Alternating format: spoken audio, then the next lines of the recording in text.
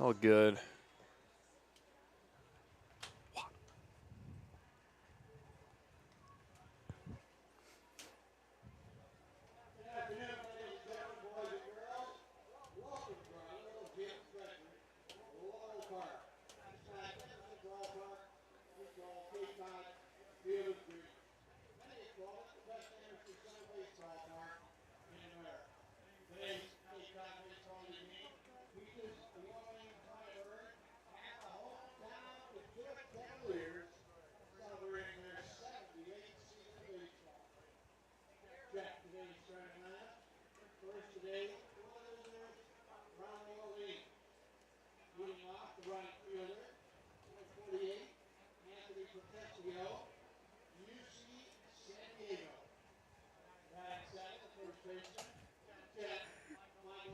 We've reached the halfway point of the Cape Cod Baseball League season here at Lowell Park. Cotuit hosting the Orleans Firebirds for the first time in almost a full month. Played them twice in the first week. And here they are again. Cotuit winless against the Firebirds, but hot in July, 7-11-1 on the season against the 8-10-1 Firebirds. But Chris, let's just start this one off talking about the offense for the Kettleers. They have been red hot lately, a 948 OPS in the month of July, by far the league lead. Yeah, it's been a complete offensive resurgence for Cotuit, and I think it's a lot of players. It's not just one guy getting up and saying, oh, it's not just one guy making the impact anytime he goes up to bat. It's really the team. I mean, you look at the team stats in the last 5 games, 7 home runs from the Kettleers, 54 hits, 43 runs. All of those are leading the Cape League in the last 5 games. So it's just been a complete offensive turnaround in this season. As we're hitting the halfway point, this is a good measuring point, saying, okay, let's look at the first half of the season. Let's look what happened that was good. What do we need to work on, you could sort of say. And then you look at the second half of the season, how can we build upon that? And for Cotuit, it's using this offensive momentum in the back half of the first half of the season to propel yourself forward in this second half. And it's quite the change from the first half. Cotuit had a 587 on-base plus slugging in the month of June, and they really scuffled, especially in the first 10 or so games. But they got it going towards the end of the month, and that production bled into July. Here's a quick comparison. 1 homer in that first month for Cotuit, 8 in this month already, and it's only July 8th, not to mention 10 doubles in June, already 9 of them in the month of July. So the Cotuit bats are hot, but they're going to face off against a tough Orleans team who's been kind of bobbing around the bottom of the East Division, but is still a very competitive squad, bringing a really solid pitcher on the mound today in Logan Redeman. But I think let's talk about the Cotuit pitcher first. Peyton Manka, his 3rd start of the season, and he's pitching to a sub-2 ERA so far. He's been nothing but great for the Kets. Yeah, he really has been. It's been a great season for him. He's been working great on his control and his pitches. His arsenal's been solid this summer. You look at what he did his last start out. That was against Hyannis. He went 5 complete innings, allowed 5 hits, only 1 run, which was earned, walked none, struck out 4. Those 4 strikeouts were the last 4 outs he recorded in that appearance. So he was able to finish on a high note. He's got a really good arsenal of fastball, changeup, slider, and curve. He's overall just really fine-tuning those pitches this summer. He's wrapping up a year at Florida State where he was pitching for the first time in a couple years after being sidelined with an injury. So for this bounce back from him, for him to showcase what he's really been working on has been something special this summer. And, you know, gearing up, he's looking to continue on that momentum he had from his start just a couple days ago in Hyannis. At school, he pitched to an ERA over 6, so he was getting reacclimated to just pitching in general, and to be thrown into the fire of ACC baseball, just coming off of not pitching since high school in what should have been your true sophomore year, but you missed that entire true freshman year with an injury. You come in and you're going against some really tough bats. And you can tell he started to settle in coming into the summer. We already talked about the numbers, 150 ERA in 12 innings pitched. For Manka, He's going to pitch against an Orleans order that has had some struggles this month. How do they come up to bat in this one, Chris? For the Firebirds, they're led by headman Kelly Nicholson. Boy, has he been around the league a long time, and he's done great work over at Orleans. He's become a staple in that community and at Eldridge Park, so it's always great to see him still around the Cape League leading the Birds. And here's how Orleans will step up to bat. Leading off, Anthony Potestio, a new face that has not taken on Cotuit yet. Granted, a lot of these guys, they would have to be here from day one to see Cotuit again. From the 2-hole, this is a familiar face for Cotuit. Michael O'Shaughnessy hitting from the 2 spot. Elijah Iquez will follow. Hitting 4th is Robbie Levy. 5th is Alejandro Garza. 6th is Cashel Duggar. 7, 8, and 9, Jonathan Mendez, Ryan Kucherak, and Michael Crossland. In that lineup, you said it, there's a couple of guys in there who the Kets have already seen. O'Shaughnessy mentioned him earlier, and he did a number on the Kets the last time these two teams played each other. Was batting 100 on the day. He got intentionally walked as well, and he crushed a homer here at Lowell Park, and he's a guy who was really good in the first half of the 20 games we've seen so far, but has kind of come down. He's coming off an 0-for-3 performance with 3 strikeouts, and he's your 2-hole hitter, so you want a little more out of him. And the rest of this order, which has been up and down overall, but Potestio has been a guy who's come in and done some really good stuff. He was 3 for 4 yesterday, drove in a run. Robbie Levy has been good as ever in the 4-hole. He's been hitting over 300 the whole season, so those guys are really going to look to pick this lineup up against Peyton Manka. And what does that defense look like behind Manka today? His battery mate Luke Lavin doing the catching today. Infield from first base to third base, Case Sanderson, Jaron Advincula, Ryan Farber, the sure-handed shortstop, and Camden Johnson at third base. Outfield from left to right, Dean West, Caden Bogenpole, and Andrew Wiggins. Those guys, staples in the outfield since they got to the Kettleers. Andrew Wiggins, one of those day one guys, but Caden Bogenpole and Dean West arrived within the past couple of weeks, and those two have done nothing but produce in the outfield and in the batter's box. Well, some great reinforcements for Lauren Hibbs and his squad. I mean, to get guys that are thrust into a new team pretty quick and then having to not just learn names, but learn the style of play, learn about what the style of, I guess you could say, offense is for Cotuit. I mean, we talked to Coach Hibbs. He's talking to these guys as they're walking up to the plate saying, hey, can you bunt? Can you do this? Can I have you steal? And, you know, your ability to learn on the fly and just jump right in, that's what Bogenpole's done. That's what West has done. There's a lot of new faces for Cotuit that have just made an instant impact. Dean West had a multi-hit game last time out against Wareham 2 days ago. Caden Bogenpole had probably his best day at the plate 2 games ago against Brewster in the game where they beat the Whitecaps 19-3. He went 4 for 5, drove in a couple of runs, and all singles, but he didn't really need to bring out the home run power. He was just driving the ball to all fields and not doing too much is what he was doing out there on the field, and that's all you can ask for him in a game where you're just annihilating your opponent like that. We've got our national anthem coming up here in a moment at Lowell Park. We'll take a quick break with them.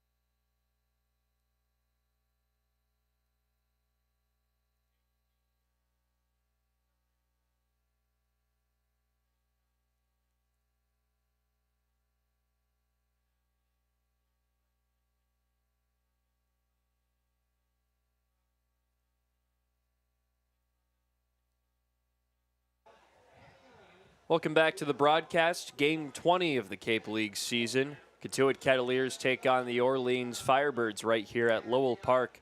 About 5 o'clock local time should be the first pitch here. Orleans up to bat first against Peyton Manka. Then the Kettleers will come up against Logan Redeman, the right-hander in the portal out of San Diego. Park dimensions here, 320 to the corners, 397 to dead center, with trees lining the outfield here at Lowell Park. Decent crowd on hand. The heat is really out here at Lowell, so not too many people in the sun-drenched first baseline grandstand, and the outfield is pretty quiet as well, but chairs lining, especially the third base line, a little bit down the first base line as well. Still a solid assortment of fans out here at this Cotuit Kettleers game. Yeah, it's a toasty one. It might not show on the thermometer, but the humidity has been here today. Boy, I mean, it is a little bit stuffy here on the Cape. I thought we were hearing some storms maybe rolling in, so that's contributing to some of that moisture. But, I mean, it's still a beautiful day. Slight breeze, which will help cool you down. Some solid skies for now. Can see some blue back behind us, hoping those rain through tonight. And it got up to about 90 degrees earlier. We were sweating a little bit up here, and that humidity, Chris, let's find the percentage. 76%. You know, not quite as bad as one would think, but feels like 100. It surely does. I don't want to say the weather app is wrong, but I don't know if it's correct. I think you might be right, and it's going to be a rainy week here in Cotuit, unfortunately, but at least for now here, we have missed it. The storm was said to have gone north, so we're hoping to have an uninterrupted ball game here today. Umpires in this one, J.C. Fernandez commanding home plate, Sam Finn at first, and Glenn Stewart at third base. That's the crew calling things out here as the Cotuit defense takes the field. A pretty normal look for the Kettleers, as we discussed earlier. Sanderson, Advincula, Farber, Johnson has been, I think you could say that's the most used infield tandem this season.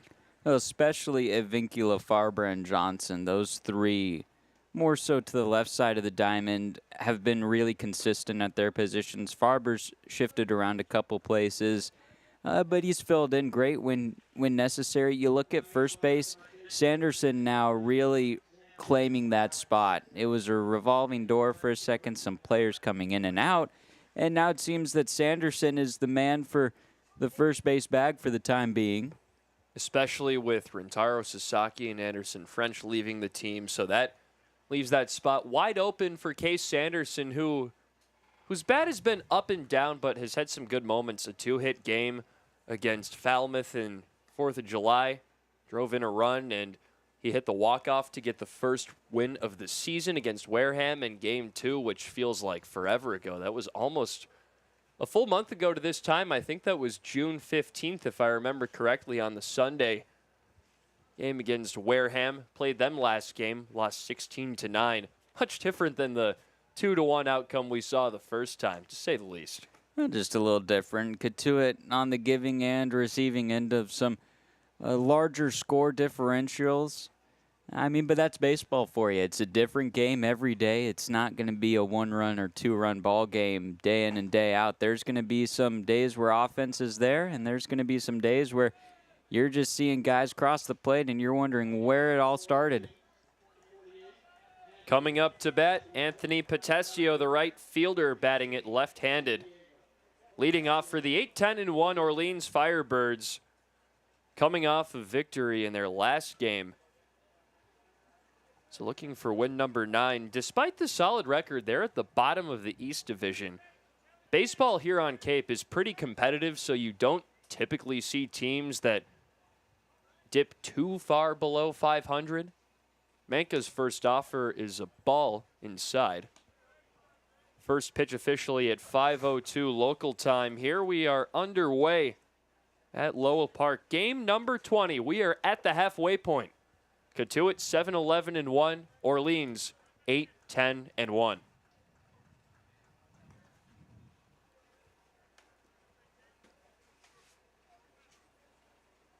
Peyton Manka down in a 2-0 count to start off his outing.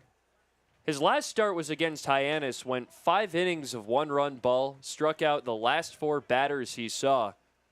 In one of the bigger wins of the season for Cotuit, beat up on a Hyannis team that is still at the top of the West Division. Here comes his 3-0.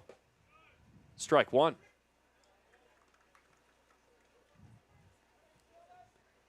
The Firebirds in their last game, they won 5-2 over Bourne, who are sitting right at the middle of the West Division. Strike 2. Potestio thought that one might have been a little outside.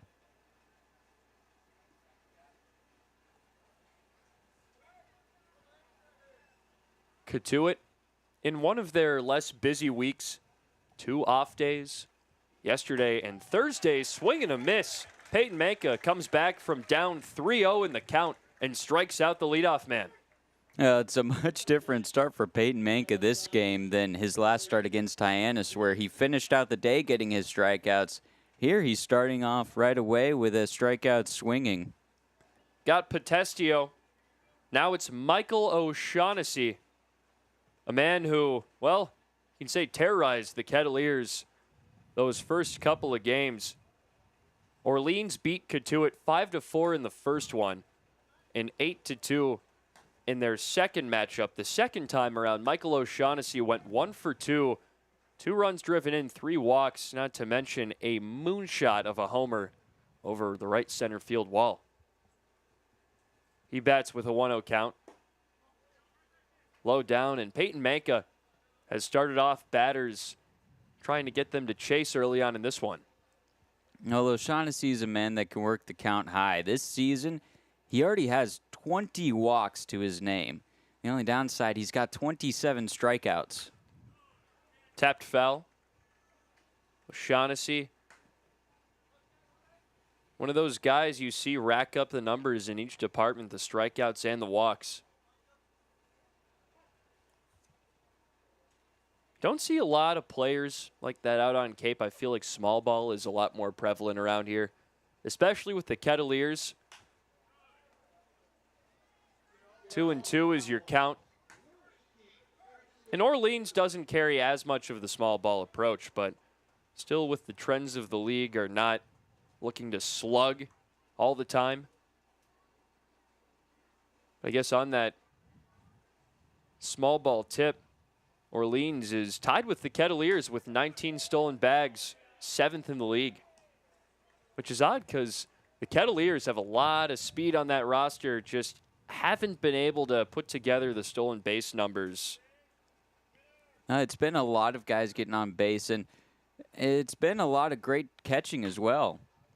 Lined on the ground towards Advincula, gobbles it up and fires to first in time, 2 down.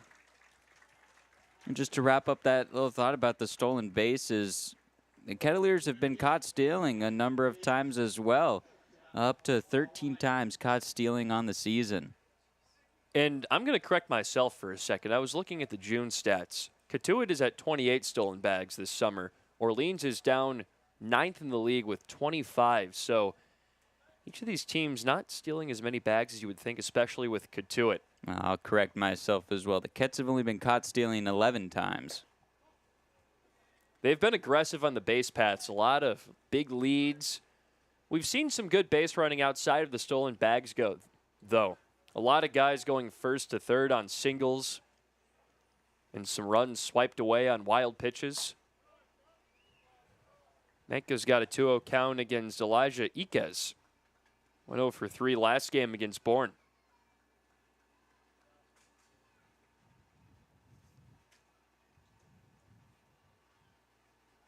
Manka the 2-0. Ball 3.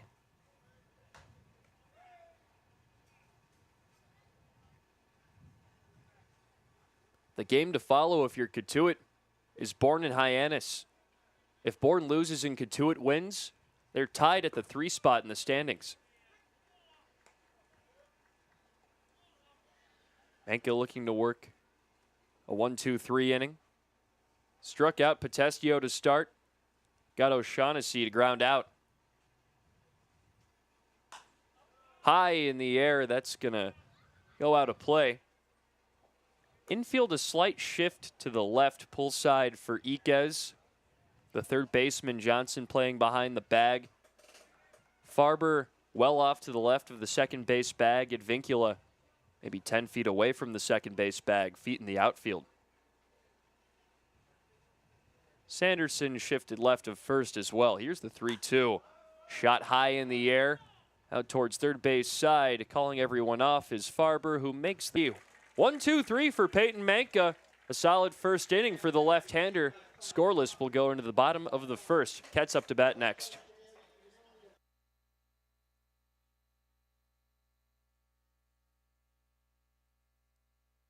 Hey everyone, welcome to Lowell Park for the 78th season of Cotuit Kettleers baseball. I'm Brooke Kilgore, joined by two Arizona State pitchers, Wyatt Halverson and Cole Carlone. And today they're going to be showing me some tips and tricks for getting up on the mound and throwing some 95-mile-an-hour fastballs, we would say. So let's get to it. We played at the Chase Stadium, or Chase Field, nice. At the D-backs home field.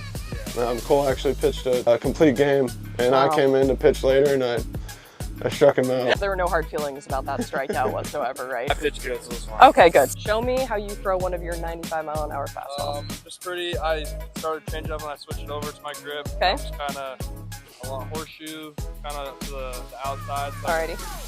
Fill the seams and just kind of rip it down the middle. All right, and you're lefty, so it's going to be completely different from me. All right.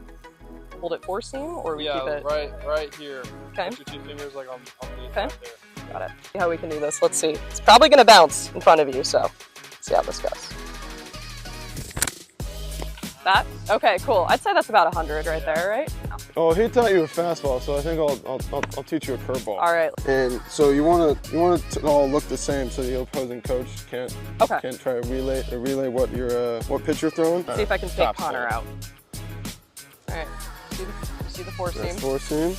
We're just gonna rotate like that, you said? Rotate it. That was not clean at all. I think every coach would see that. Throw it like you want to keep a stiff wrist and just try to flick it at him. Hunker it down. Yeah. All right. All right, we're gonna stare Cole down a little bit, make sure he doesn't know. Pretend like I just did that all in my glove. Kind of like that? All right. That wasn't bad. No? I had some pitch. good break on it. It was great.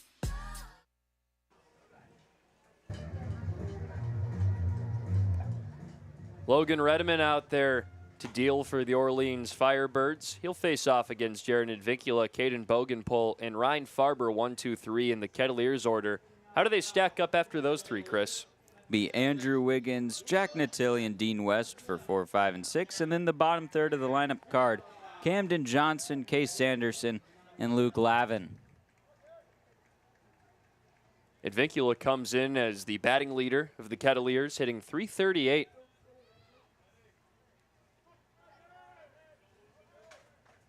Redeman into his motion. Flared foul. Logan Redeman made an appearance in the first game of the season against the Kettleers. Ended up getting the win in that one after Orleans walked it off. Now he's in the rotation, which is his normal spot at San Diego. However, he is in the portal now.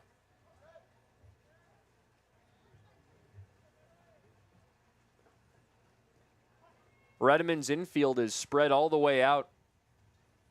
The second baseman and first baseman are playing to pull.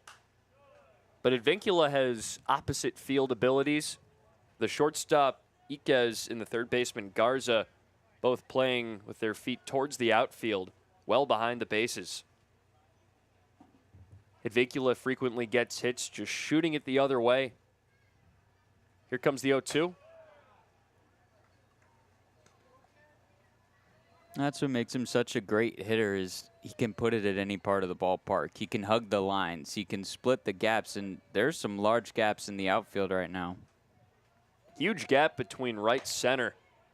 2-2 count to Advincula. Hit over .390 last summer as the batting average leader on Cape. Still in the leadoff spot, exactly where he was. Redeman's 2-2. Hit on the ground towards the second baseman, Mendez. It's routine for him. Gets Advincula one down. Redeman at the University of San Diego, not much of a strikeout pitcher this past season through 55 innings, only 53 strikeouts, so less than a strikeout per inning, but his ERA was 2.29. He was really able to limit hits. Typically, you'll see pitchers who, if they can't get the strikeouts, they'll give up those hits, but he doesn't give up hits whatsoever. And it's interesting the strikeout numbers weren't up there as he gets swing and miss on Caden Bogenpul. He has swing and miss stuff. A tough slider and changeup to pair with a fastball that gets up to 95, 96 miles an hour. Here it comes with the 0-1. That was just low. That was his sophomore year at San Diego where he pitched to that 2.29 ERA. As a freshman, he had a 4.01 mark in 76 1/3. He was the West Coast Conference Freshman of the Year. And I'm sure a Power 5 school is going to scoop him up this year. Here he comes with the 2-1. Outside, Bogenpul patient as ever. 6 walks in only a handful of games in a Cotuit jersey.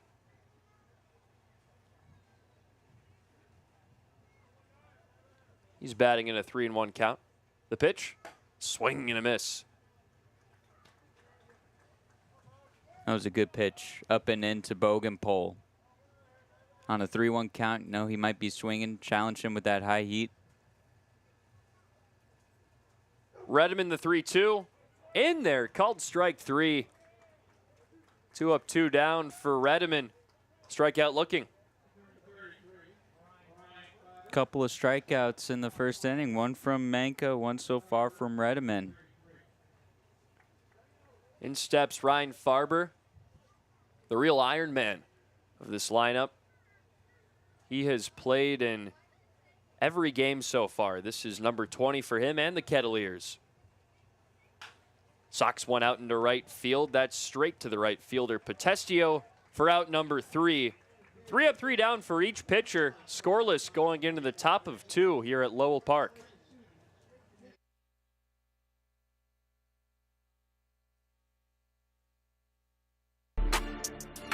You can make any bat feel lighter by adding a velo puck knob. Instead of having to go get a whole entirely new bat, you can simply add the puck to it. Players can use this with any bat. It's basically going to shift the weight of the bat a little bit more towards the hands. Players are able to hit the ball a lot harder just by simply adding the puck on.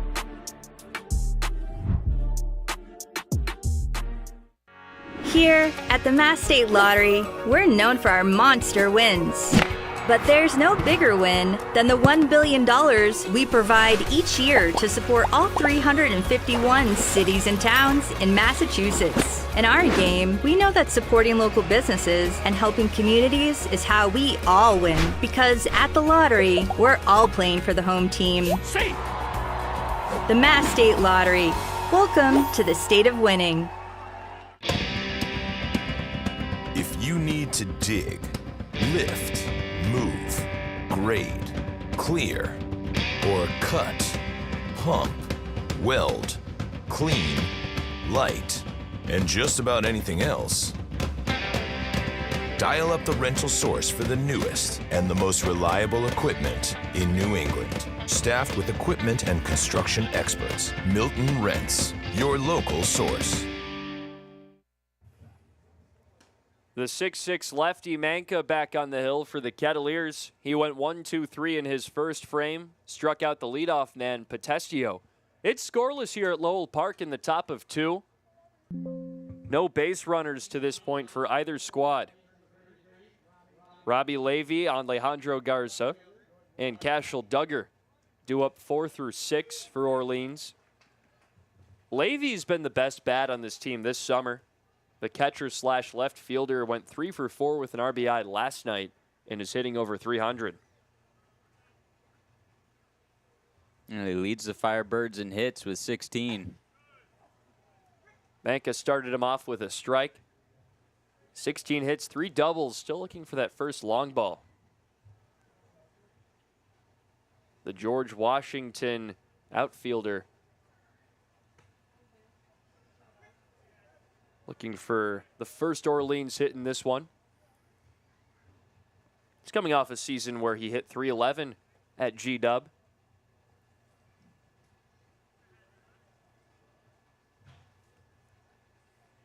Here comes the 0-2 from Manka. Flared out to left field. Chasing it down, making the grab. It's Dean West, 1 down. It's been smooth cooking for Manka so far. Meant to say either, I think I meant to say easy cooking or smooth sailing, but combine the both. Either way, no matter what you want to call it, he's looked comfortable up on this mound so far. Point stands. Here comes Alejandro Garza. 1 for 4 with a double last night against Bourne, or 2 nights ago. Manka home, chopped on the ground towards third. Routine for Johnson, 2 down quickly. Peyton Manka mowing down batters. Yeah, he's keeping that pitch count low, only needed 16 to get through the first frame. He's just hovering around 20. He's got 22 entering this at-bat with Cashel Duggar.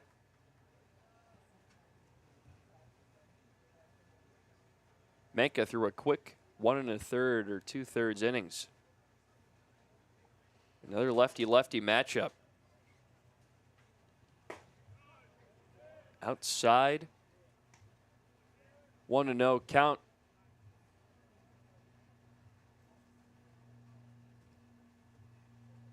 Duggar has only played in 7 games this summer, although he's produced.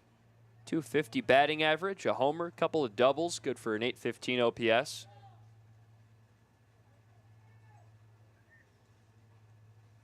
He's teammates with the Kettleers left fielder, Dean West. Goes to UCLA. Hit .279 there this past year. Was pretty much their everyday catcher. Played the backstop position in 54 games.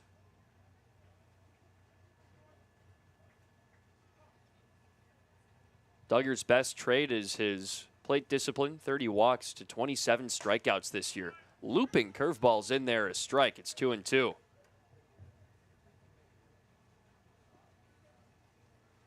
Manka's searching for that second punch out.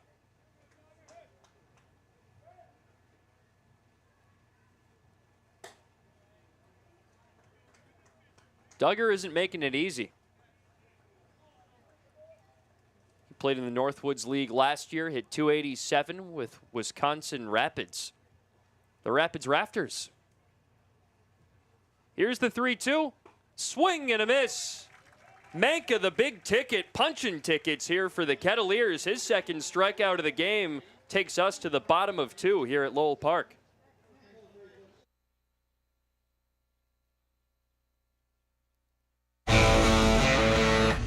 Get ready for big results with our small machines. With more power, performance, comfort, and savings. They're ready for every job. And we're ready with plenty of inventory, the best support in the business, same-day parts availability, and locations across the Northeast. So you can always be ready to work. Milton Cat, always ready. Here at the Mass State Lottery, we're known for our monster wins. But there's no bigger win than the $1 billion we provide each year to support all 351 cities and towns in Massachusetts. In our game, we know that supporting local businesses and helping communities is how we all win. Because at the lottery, we're all playing for the home team. The Mass State Lottery. Welcome to the state of winning. Cape Cod 5 is proud to be the official banking partner of the Cape Cod Baseball League. Cape Cod 5 offers a broad range of financial products and services tailored for every stage in your financial journey. Reach out to us. We're here to help.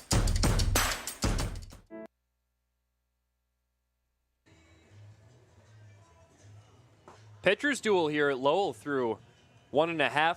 We're in the bottom of the second. Logan Redeman on the hill versus Peyton Manka. It's scoreless to this point. Each of them struck out a batter in their first frames. Manka struck out another to end the top of the second. We'll see what Redeman brings to the table against Wiggins, Natilli, and West, 4 through 6 in the Ket's order.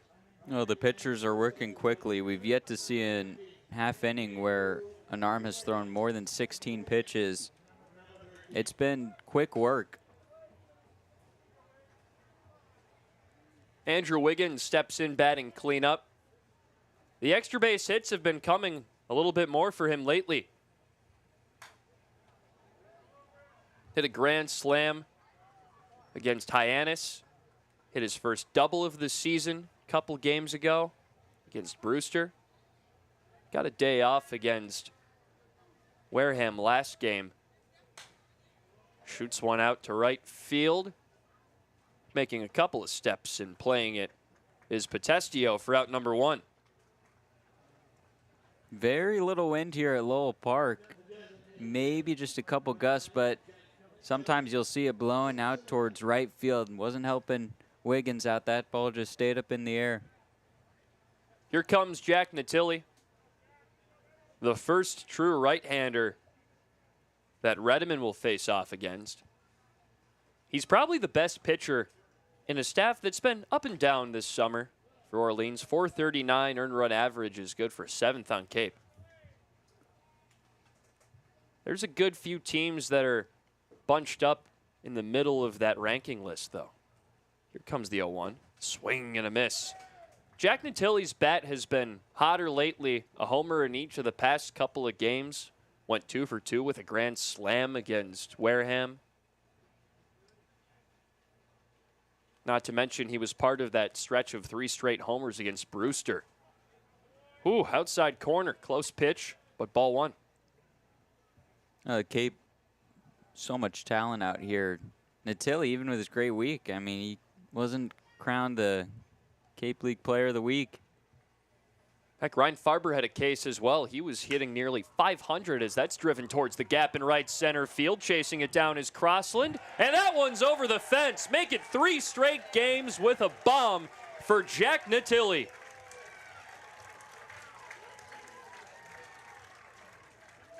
"1-0 Kettleers as Natilli goes yard once again. What a month he's having, Chris. I mean, this start to July has just been all Jack Natilli. He has just been putting barrel to ball for pretty much every swing he's making, and he's finding every part of the ballpark. He had a home run to left field. That one, bit opposite field towards right center. He's got a lot of power in his bat. Again, 3 straight games with a long ball for Jack Natilli. There's hot. There's Jack Natilli. He has raised his triple slash line exponentially in the past few games. Dean West shoots one on the ground towards the charging shortstop Iquez, who throws to first. Close play, but in time for out number 2. Some hubbub in the crowd about that one, but they're going to call him out. Well, it was a close play. Just a bang-bang one. West on the receiving end of that out call. West down on the ground out. Now it's Camden Johnson, the third baseman, getting ready to step in, but not before Lauren Hibbs has a quick word with the first base umpire, Sam Finn. He's been vocal towards the umpires lately.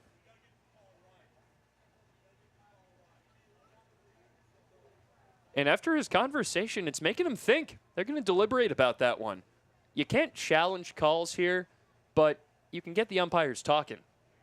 And sometimes another pair of eyes might have a different look at the play than, one umpire. So you just converse, you share what everyone saw and talk things over, make sure everyone's on the same page. Well, we talk about another set of eyes. What did you think? Man, really throwing me on the spot. I mean, West is quick. West is really quick. And, I mean, when you see a bang-bang play at first, they say tie goes to the runner. And I think the safe overturn call right there is the right call. There you go. Dean West will be a one-out base runner, legged out an infield single. And I think I agree with that. It looked like he just barely got that foot in there before the throw of Iquez. So a duck on the pond for Camden Johnson. Kelly Nicholson now pleading his case, and he's wondering why 2 umpires who weren't closer to the play than Sam Finn overturned the call.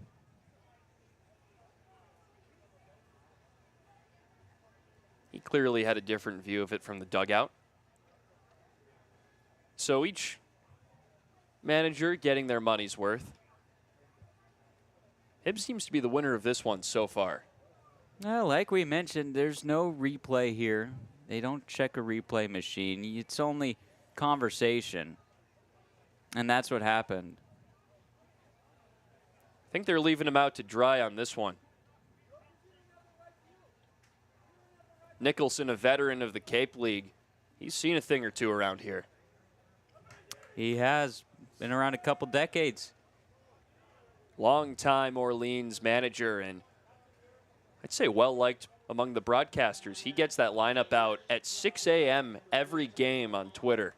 Shout out to you, Kelly Nicholson. He can help us fill out our book before we even get to the stadium. It's nice.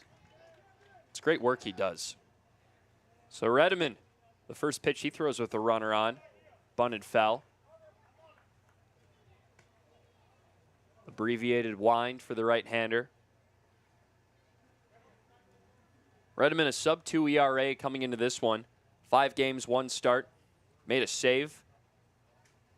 Has worn various hats in that pitching staff. Starter, closer, setup man, whatever you need him to do. A 1. He's back to first. West is back in time. He's only tried stealing twice. He's 1 for 2 this summer after going quite often at UCLA. He was on first base quite often for the Bruins. Led the team in walks and hit by pitches.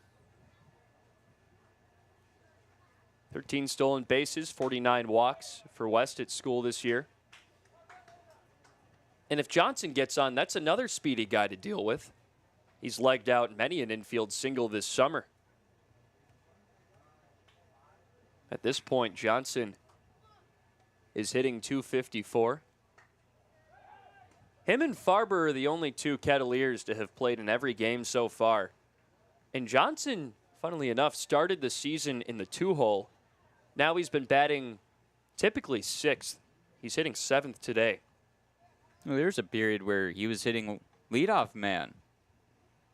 When Jaron Advincula missed a couple of games, he was there. Taps one on the ground towards short. Glove stepped on second. Throw not in time. And you see that speed by Johnson on display right there. A couple of close plays at first base this inning. Sam Finn needed to keep an watchful eye at the bag, and that's what happens when you have quick guys like Cotuit does, because they're able to leg out those infield singles. If it just takes a little bit of extra time to get that ball to first, these Kets can take advantage of it. Here comes Case Sanderson, the left-handed swinging first baseman out of Nebraska.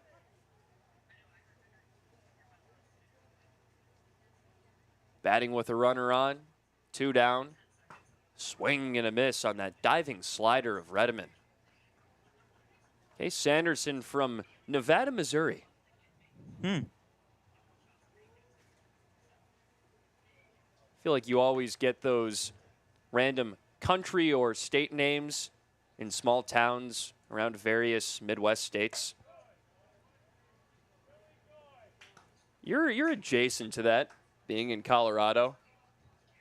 Yeah, especially when you get more in the plains. You have some of those names. I mean, I think in Texas, that's where you really see it. Paris, Texas. Pitch out.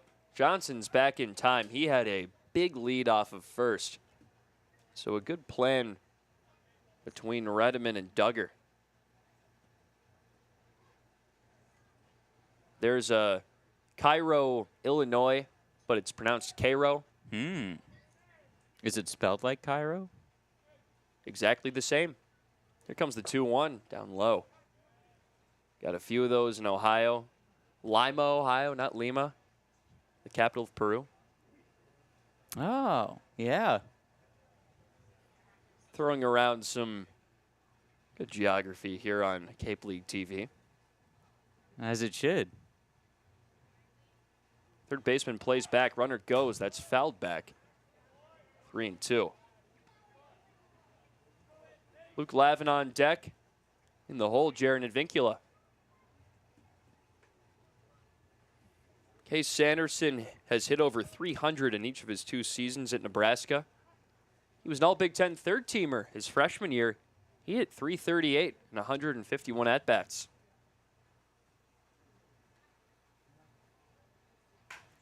On the ground towards the hole, third baseman Gloves quick fire to first in time. Nice play by Garza to end the frame. Kets get the lead, though, 1-0 after a Jack Natilli bomb to right center. We'll talk to you again in the top of 3, but not before we go to our sideline reporter, Brooke Kilgore. Brooke?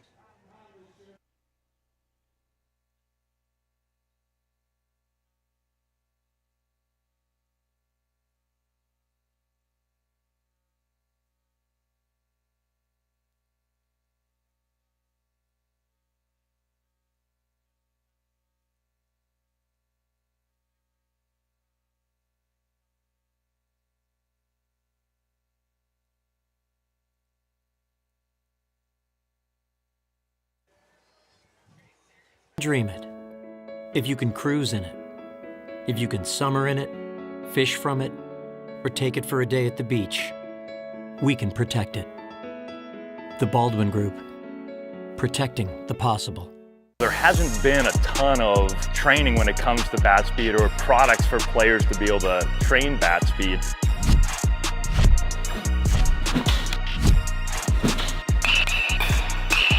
You can improve your bat speed and reach your goals working 10 to 15 minutes a day on this a couple of times a week. That's a no-brainer for every player.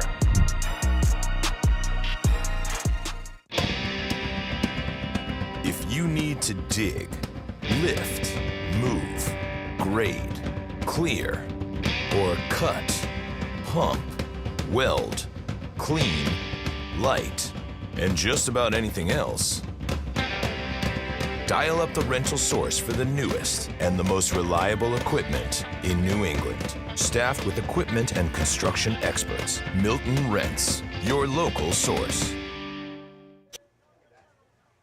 Peyton Manka back out there for the top of 3. 1-0, Cotuit has the advantage after a Jack Natilli solo shot.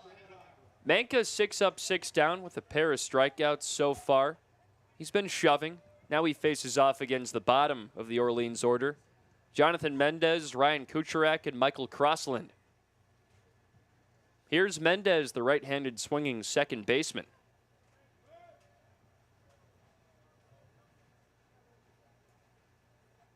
Manka fires, ripped into the hole between second and third, a base hit for Mendez.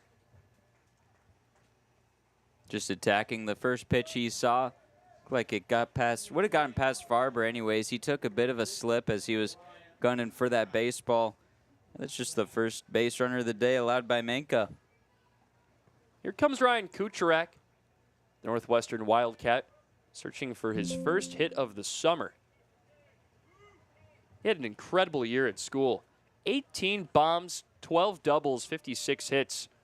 One of the best hitters in the Big Ten, especially in the power department.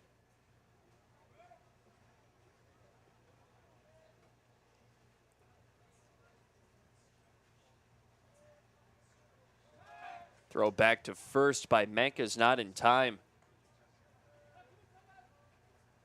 Kucherak is 0 for 10, has walked 4 times and stolen a base, so he's found ways to contribute in his 5 games. Last year was really a breakout for Kucherak.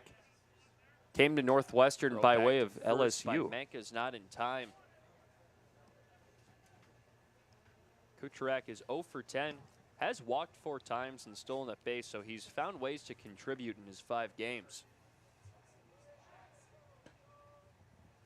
Last year was really a breakout for Kucherak. Came to Northwestern by way of LSU. Manka's not in time. Manka 2-0 count. Fires home outside. It's 3-0.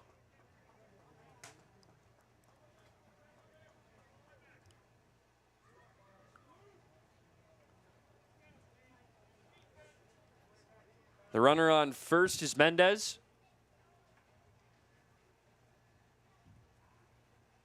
Manka staring him down. He fires home. First strike of the count, 3-1. Manka looking to continue his strong summer into this start. 5 innings of 1-run ball last time out against Hyannis. Through 2 scoreless so far. Outside again, ball 4, back-to-back base runners allowed by Manka. And the moments that Manka has gotten in trouble this season, it's when there's a bit of traffic on the base paths. When he's in control of the game, that is really the limit of it. But when you'll see those hits, sometimes that will, draw a little bit of the attention away from the batter. And that's what Tim O'Connor's coming out to talk with Manka about. Just, hey, focus on the batter. Forget about what happened a couple pitches ago. This is a new batter, new out opportunity. The new batter will be Michael Crossland. 0 for 3 with 3 strikeouts yesterday, coming off a tough performance. And he's had a tough summer, batting a .128 through 14 games, 6 hits and 47 at-bats. Lefty-lefty matchup. A righty-lefty for Crossland against Manka.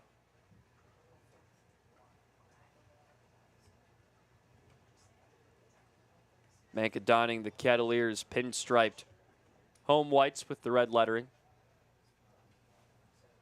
In the digital camo red and white jerseys for Orleans.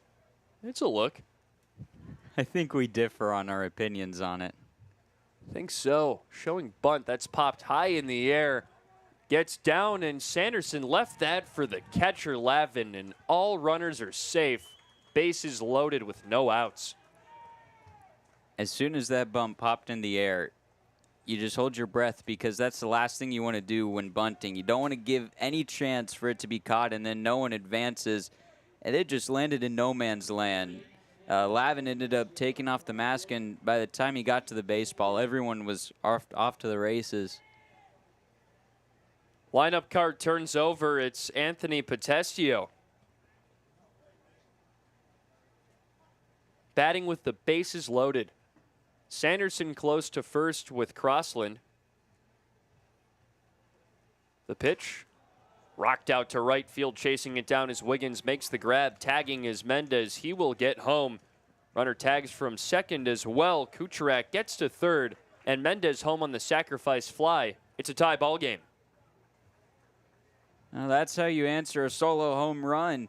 Orleans able to piece together some base runners. It was really a methodical run. A leadoff single, advance on the walk, and then the bunt to get runners in scoring position. I mean, that's how you manufacture a run.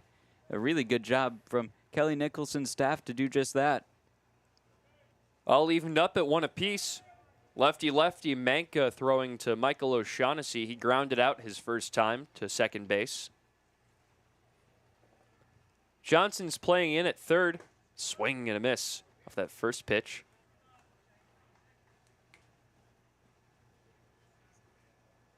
Farber playing 10 feet from the bag at second. Advincula playing in the outfield to pull for O'Shaughnessy. Sanderson's at the bag at first. Outfield's dead even. Swing and a miss. The second of the count. Peyton Manka getting back on track with a couple of deep breaking pitches.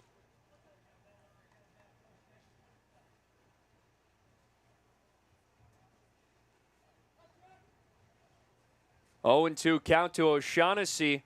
Oh, Manka fires that one outside. I think you could call that a slider. The third straight. Dipped a little too far that time, though. He was tailed away from the plate. Couldn't get him swinging. Manka the 1-2. Just a touch low. Orleans on the season hitting .231 with the runners in scoring position. 58 RBIs. That's towards the bottom of the Cape League. Looking to capitalize again here today. Another low pitch. It's 3-2. They're trying to get that swing and miss on stuff in the dirt to O'Shaughnessy, but he has shortened up and taken 3 straight pitches. Got 2 swinging strikes to start the count. The 3-2 way high and in. Crossland to second and O'Shaughnessy to first. The second walk issued by Manka this inning. That was a really good count worked by O'Shaughnessy to be down in the count 0-2 and then work a walk off of it. I mean, that's just good plate discipline. And O'Shaughnessy's had that this season. I mean, that's walk number 21 so far of the Cape. He's averaging over a walk per game right now. A lot of free passes for O'Shaughnessy. Now it's Iquez, popped up to short his first time up, and Manka starts off another batter with a swing and miss. So Peyton Manka's getting the whiffs, but after the first couple of strikeouts has struggled to put away batters. He's got bases loaded again. One down. The pitch. In there, a strike.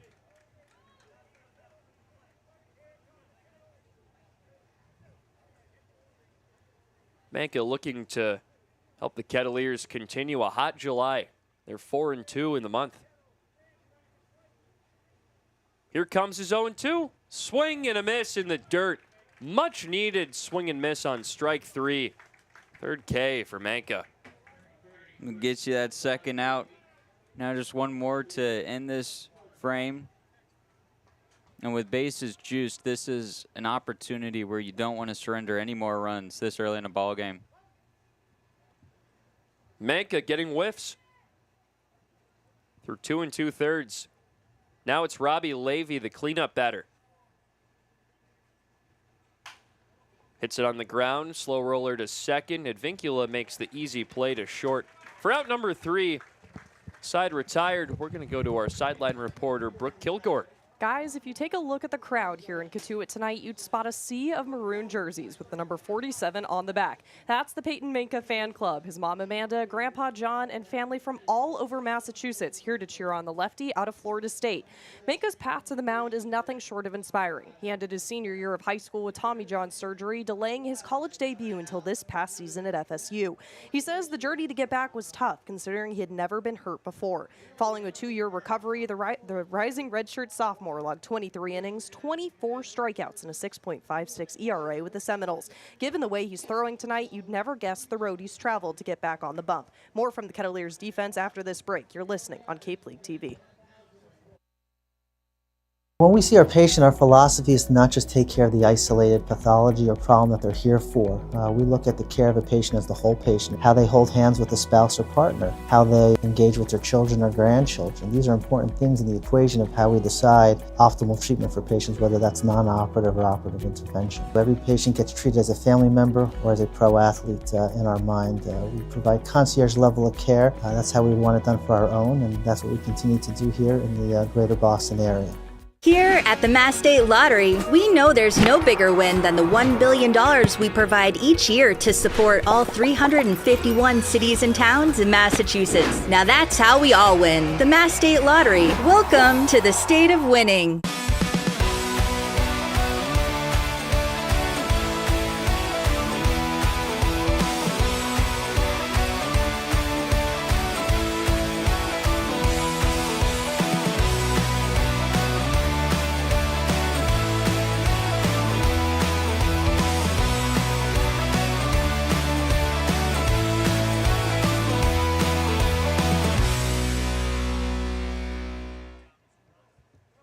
Redmond out there for his third inning of action.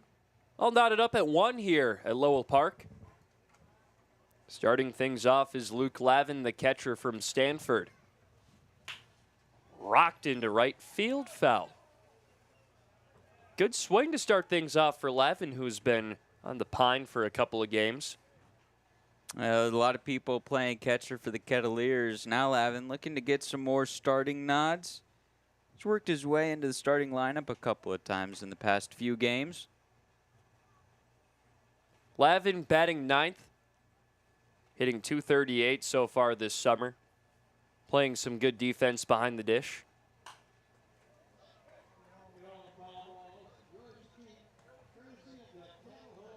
Lavin plays his college ball at Stanford. He hit .242 at school this year. .360 on base percentage, walked 12 times in 76 plate appearances. comes, though, 2. Swing and a miss. Redeman, his second strikeout. Now, Redeman had a bit of a interesting second inning. Gave up only that solo shot to Natili and then was able to have Cotuit strand a pair of base runners. But his first inning, where he really excelled, went 3 up, 3 down. He was able to get those strikes flowing early, so a good start for him here in this third. Now it's Jaron Advincula, the leadoff man. Grounded out to open the game. Advincula batting over 300 at this point. Redeman lost the handle on a curveball, and that stayed high in the air.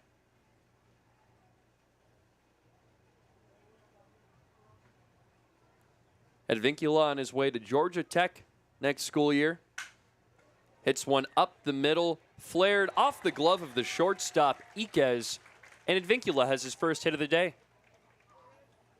That was a soft floater. Iquez had to give a lot of chase, and by the time he reached the baseball, realized he probably needed to get a couple inches off the ground.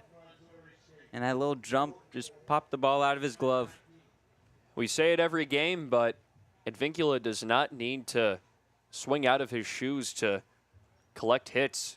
Just a soft floater above the shortstop. Always right on time. Bogenpole steps in. Shoots it up in the air, out of play. A strikeout looking in this one so far for Bogenpole early. Was hitting .330 coming into this game in a small sample size. This is only his 7th game as a Kettleer. Plays his college ball at Missouri State. He's sticking around there for his junior year. And Bogenpole was just so good there.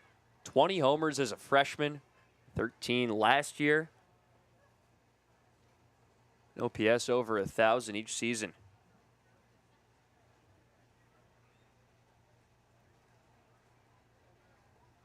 Another throw to first.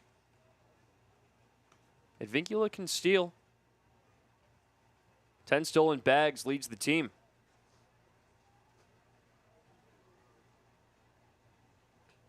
Oh, 1 count to Bogenpole.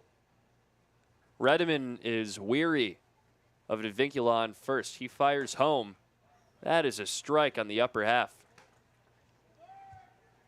You have a quick man on base in Advincula, and you have a dangerous bat at the plate in Bogenpole. Caden was a freshman All-American back in 2024. All Missouri Valley Conference second team this year as well. And with the numbers he had as a freshman, it's funny to say he was only an all-conference honorable mention after being a freshman All-American. 20 homers, 9 doubles, 60 base hits, 7 stolen bags, 53 walks as well.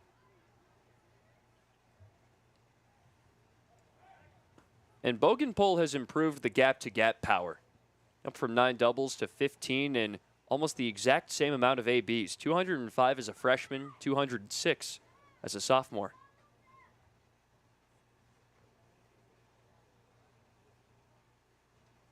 Huge gap between the center fielder and the right fielder. Pitches up high, I bet there's at least. That's a good 90-plus feet between those two. Maybe 120? People can't see, I'm nodding in agreement. The center fielder Crossland is playing in left center to the left of the 397 lettering in dead center. That was a foul ball.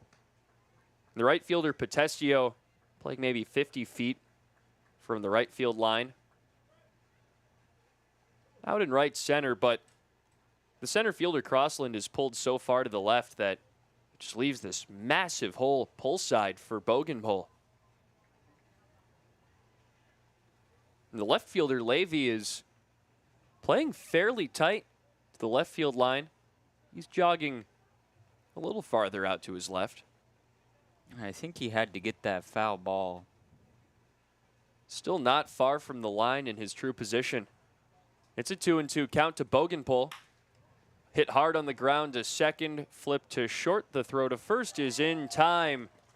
Double play gets Redeman out of the frame. harmless. Stays 1-1 going into the top of 4 here at Cape League TV.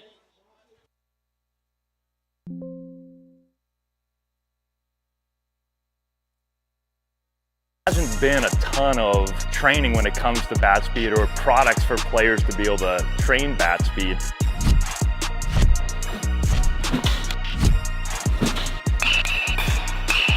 You can improve your bat speed and reach your goals working 10 to 15 minutes a day on this a couple of times a week. That's a no-brainer for every player.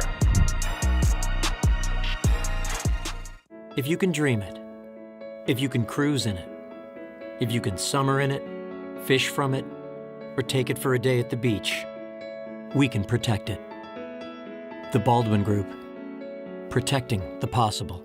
When we see our patient, our philosophy is to not just take care of the isolated pathology or problem that they're here for. We look at the care of a patient as the whole patient, how they hold hands with a spouse or partner, how they engage with their children or grandchildren. These are important things in the equation of how we decide optimal treatment for patients, whether that's non-operative or operative intervention. Every patient gets treated as a family member or as a pro athlete in our mind. We provide concierge level of care. That's how we want it done for our own, and that's what we continue to do here in the greater Boston area. 1-1 ball game in the top of 4 here at Lowell Park. Middle of the order, due up against Peyton Manka, Alejandro Garza, Cashel Duggar, and Jonathan Mendez, 5 through 7 to face off against the lefty hurler, Manka. Manka's had a solid day so far. He's kept the workload light as well, below 40 pitches. Looking to extend himself another inning. He's worked 5. He worked 5 against Hyannis. He can really up it in his pitch count. At this point, Manka's got roughly 50 pitches, 3 innings deep into his outing. He's at 46 precisely. The right-handed swinging Garza is ready. Outside corner, really nice pitch, a rainbow curveball from Manka. The clouds have kind of gone away over the field. There's some cover off to the left field side past the trees, though. The 0-1, well outside.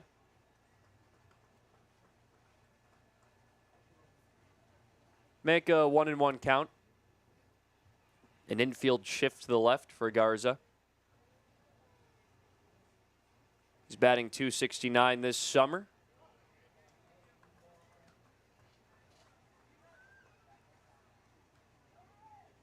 .14 base hits, 3rd on the team. Homer, 11 runs driven in, not to mention a double. Nice pitch from Manka. That curveball just loops high in the air and just kind of drops in there for a strike. Catches you off guard. He's able to keep it on the outside part of the plate. The 2-2 pitch to Garza, flared foul. And Garza hit .351 at Cal Poly this past year. He hit .346 as a freshman, too. One of the best contact bats in the Big West. Man, he had 92 hits in 262 at-bats. Socks it on the ground, a bouncer to second. Advincula plays it in time for out number 1. And Garza was able to reach out and get a piece of contact on that baseball. Just was a soft roller to Advincula. Anything that is hit Advincula's way, you really got to hope that you're legging it out because Advincula is so sure-handed at second base. Doesn't miss many plays. Here comes Cashel Duggar, left-handed swinging catcher. Plays his college ball at UCLA.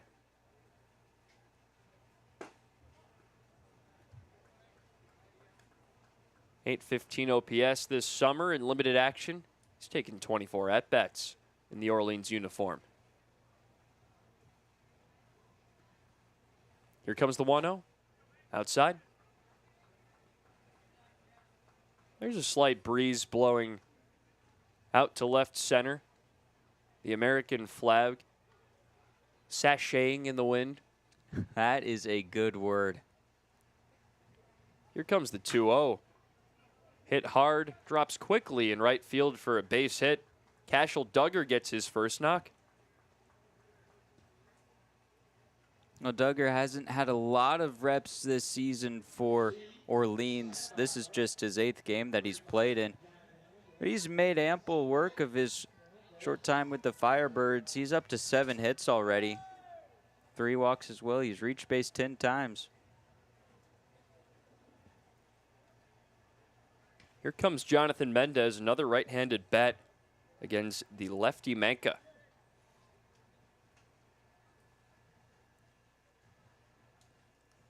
.172 average this summer for Mendez.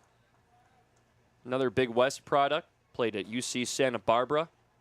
11 homers, 17 doubles at school for the Gaucho. Played with Reed Mooring, former Cotuit starting pitcher. You see a lot of these California guys on Kelly Nicholson's squad. Spent some time at the collegiate level out in California. Loyola Marymount. So the California connection still does roll deep for Kelly Nicholson and his staff. You'll see a lot on Cape. You can tell where all of these coaches have ties to based on the players on their roster. Orleans, a lot of California products. That's 3 straight from California schools. Garza, Duggar, Mendez. Garza from Cal Poly, Duggar from UCLA, Mendez from UC Santa Barbara. The man on deck, Ryan Kucherak, an exception from a little bit farther east in Northwestern.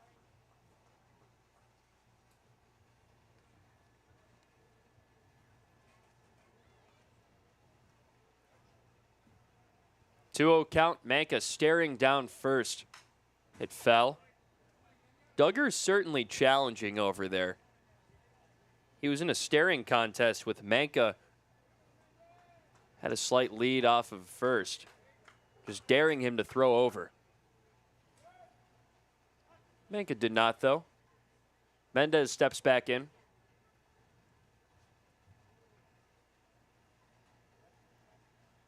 Here's the pitch. Swing and a miss. Mendez went fishing. It's 2-2.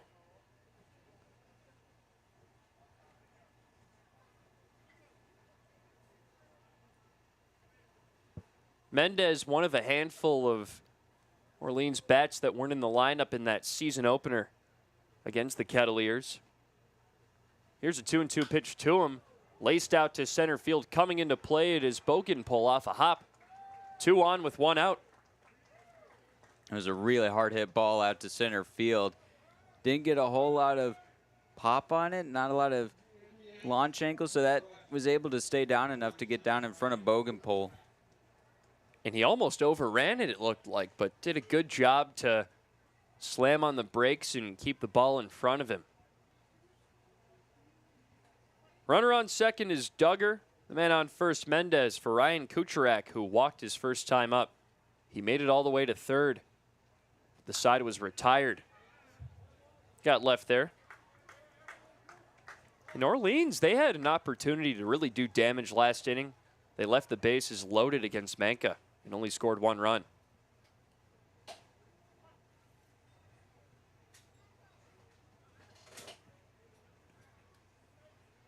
Manka fires home after a look at second. Strike 2.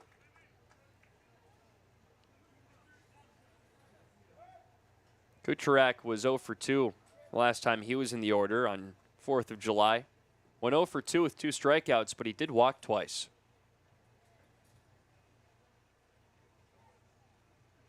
Here comes the 0-2. Foul tip.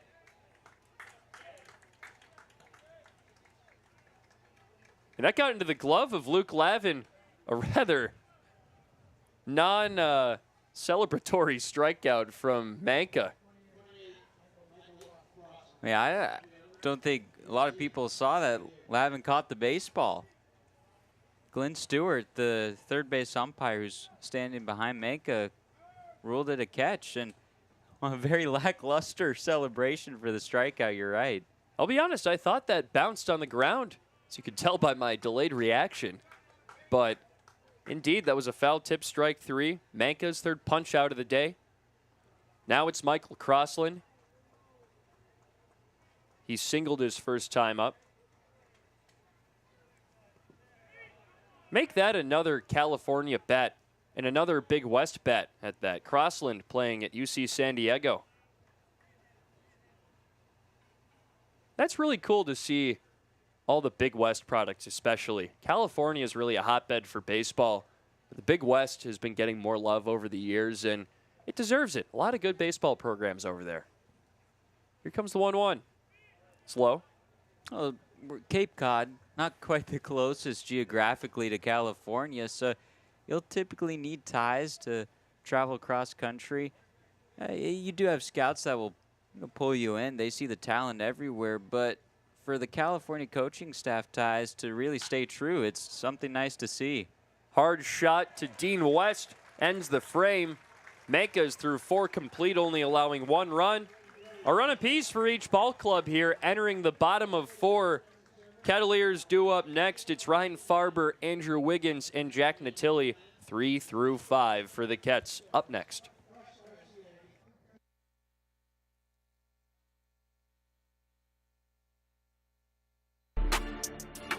You can make any bat feel lighter by adding a velo puck knob. Instead of having to go get a whole entirely new bat, you can simply add the puck to it.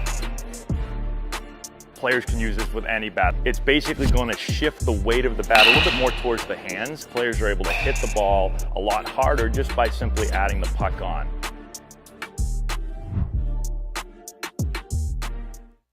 Here at the Mass State Lottery, we're known for our monster wins.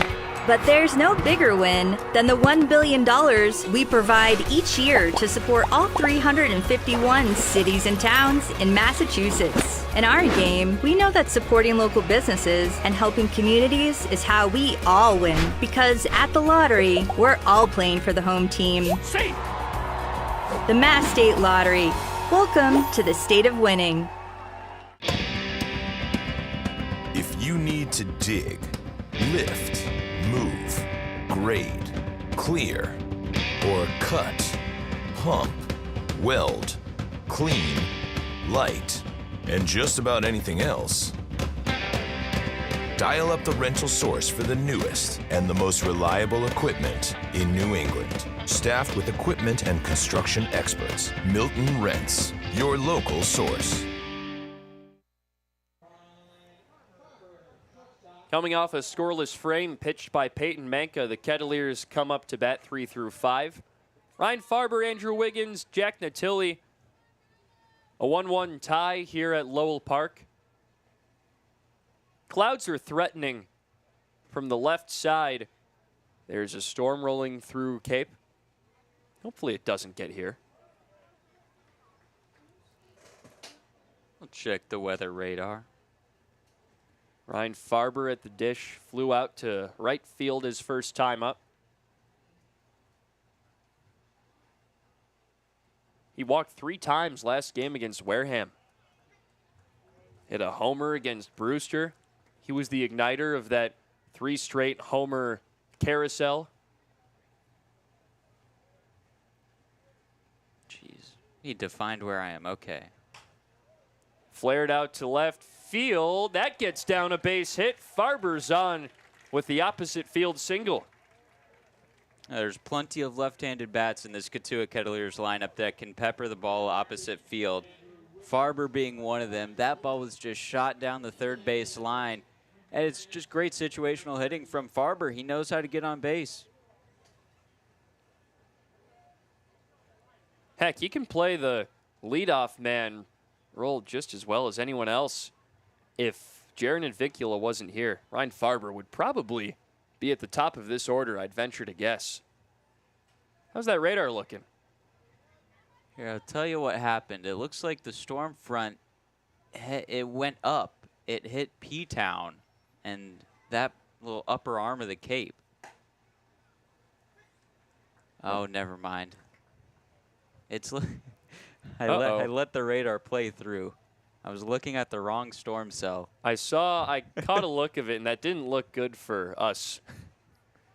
This is why I'm not a weatherman. Andrew Wiggins is in the box. Swing and a miss on a low pitch. 0-2. Wiggins flew out to right his first time. Remains the walk leader for the Kettleers and the only Cotuit player in double digits with 15. Really knows how to work a count.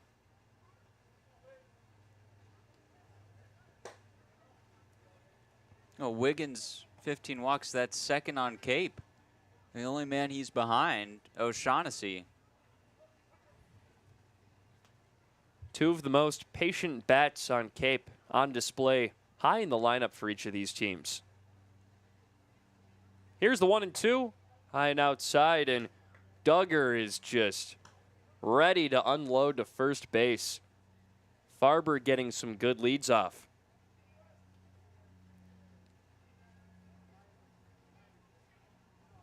Wiggins is ready. Redmond's still out there. He's locked into a 2-2 count. Here's the fire. Swing and a miss. Wiggins down on strikes. The third strikeout for Logan Redmond. Redmond's been working through some traffic. Leadoff man aboard. Able to buckle down and get Wiggins swinging. Jack Natilli steps in. 3 straight games with a long ball. Hit one back in the second.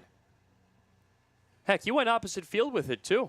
For a second, I thought that was going to be a double in the gap, but it just kept flying.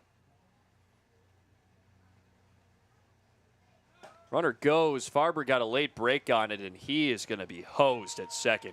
2 down. Bit of a delayed steal. You called it, Connor. In the arm from Duggar to get that ball down to second. Had Farber beat by about a stride and a half. Good defense behind the plate from Cashel Duggar. He has been all over the run game today. Now Redmond pitches without pressure. But he can't miss to Natilli. Drove one right field for a homer last time up. And Natilli, his first game with a homer was against Brewster, so he just needed to see one go over the fence.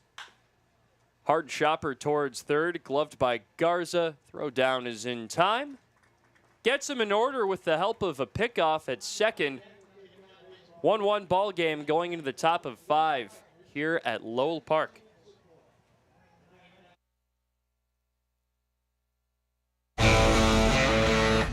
Get ready for big results with our small machines.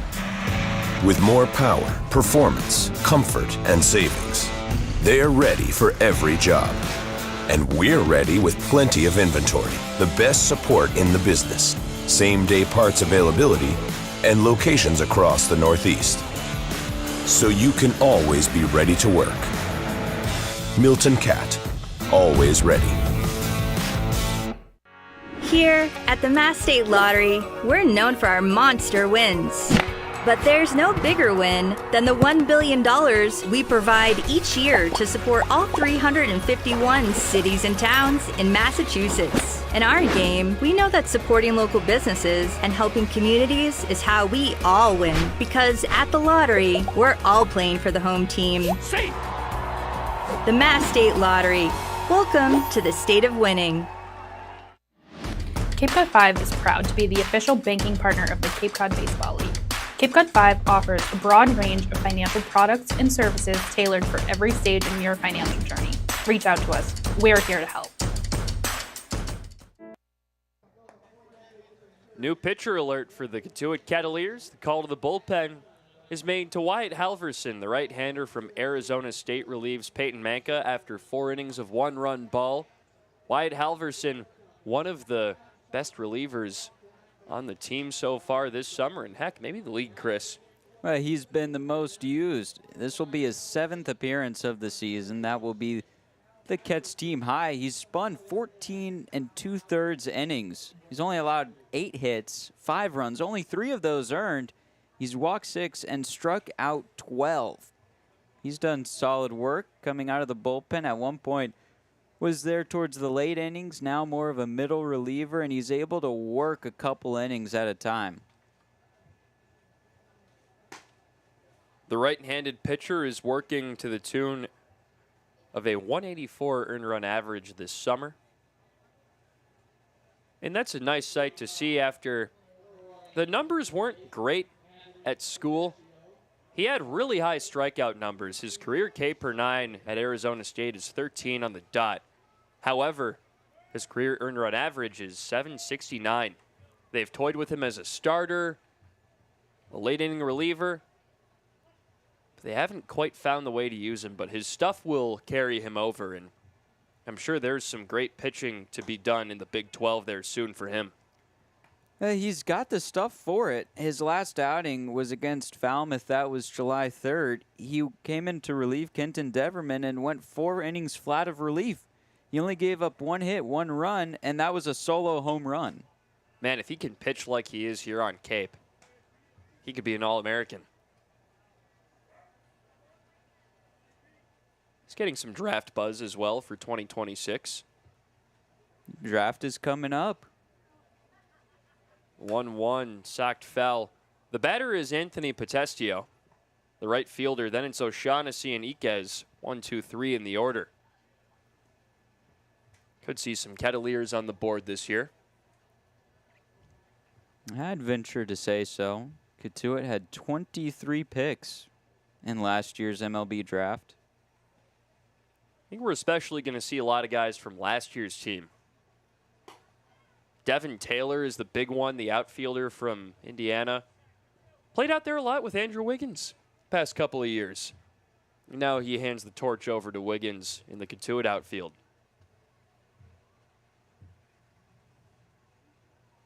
Halverson works against Potestio. Another California college product. UC San Diego teammates with Crossland. And he's been great so far this summer. We haven't really talked about how he's done on Cape yet, but he's hitting .375 coming into this game, and he works a walk. His first time on all game, he had a sac fly in the third, struck out in the first. Now it's Michael O'Shaughnessy. A walk and a ground out so far today for the first baseman.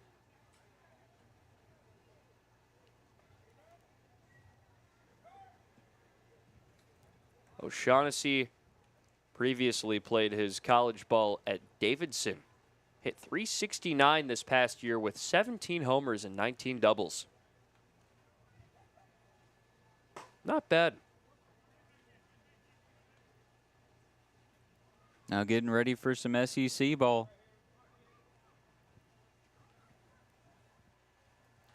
Georgia. Gonna be a Bulldog. The 1-0. Outside to O'Shaughnessy.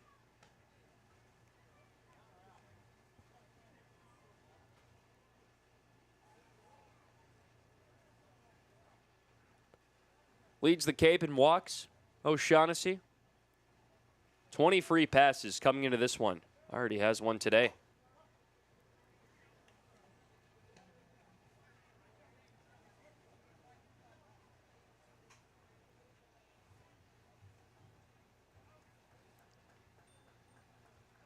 O'Shaughnessy re-enters with a 3-0 count. Halverson deposits a ball towards his dugout. And it's interesting to see his high walk numbers here on Cape. Looking at what he was doing at Davidson this past season, 29 walks and 217 at-bats. He's working towards walk 22 right now. And so he's nearly at his collegiate season total in, I want to say less than a third of the at-bats he's taken. There's walk number 21 or 22 for O'Shaughnessy. Really working on that plate discipline this summer.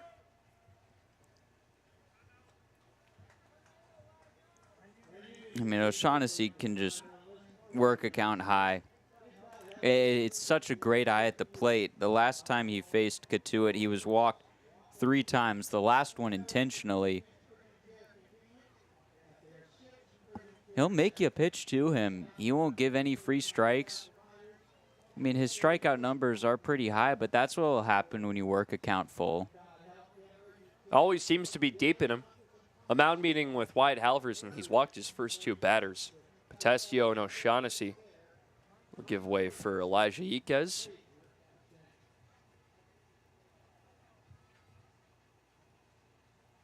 Iquez, the team lead with 2 homers this summer. 278 average. He's got high walk numbers as well. 14 so far this summer.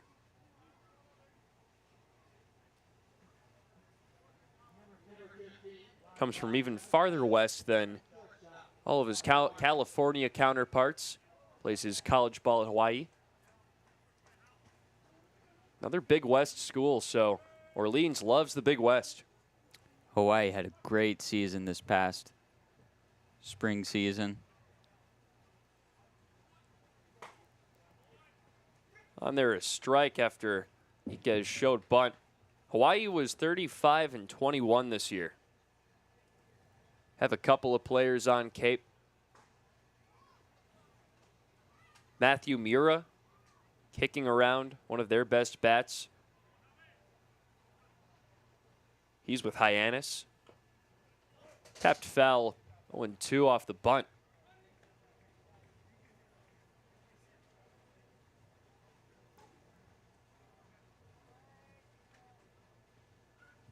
Not to mention Sebastian Gonzalez, who's part of the pitching staff here with Orleans. Halverson, an 0-2 count. Outside. Middle infield is pinched in towards the man on second, Anthony Potestio. Sanderson, no worries about O'Shaughnessy at first. That was a hard shot foul. It is a 1-2 count. 1-1 ball game. 2 runners on, no outs here in the top of 5.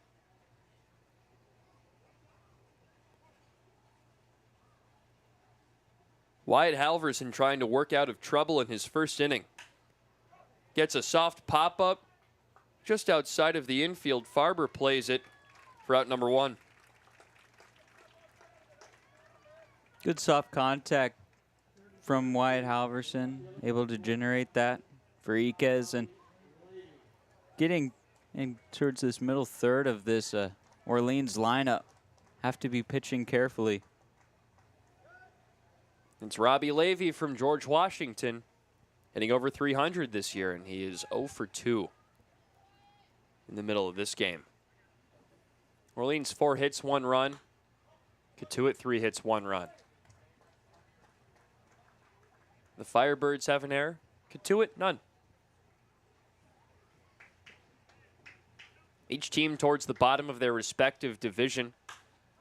That shot high into left field.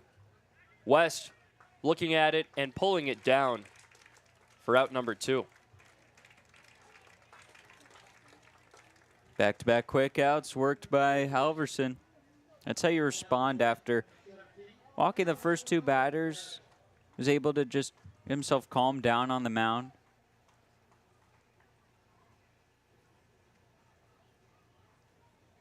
He's certainly settled in. 18 pitches thrown in the frame for Halverson. Levy flew out. Now it's Garza. Good block by Lavin. That one almost skipped away, but kept it within his vision. Alejandro Garza, the Cal Poly batter. A real contact king. 351 at school. Also hit 16 doubles. Has some power to the gaps.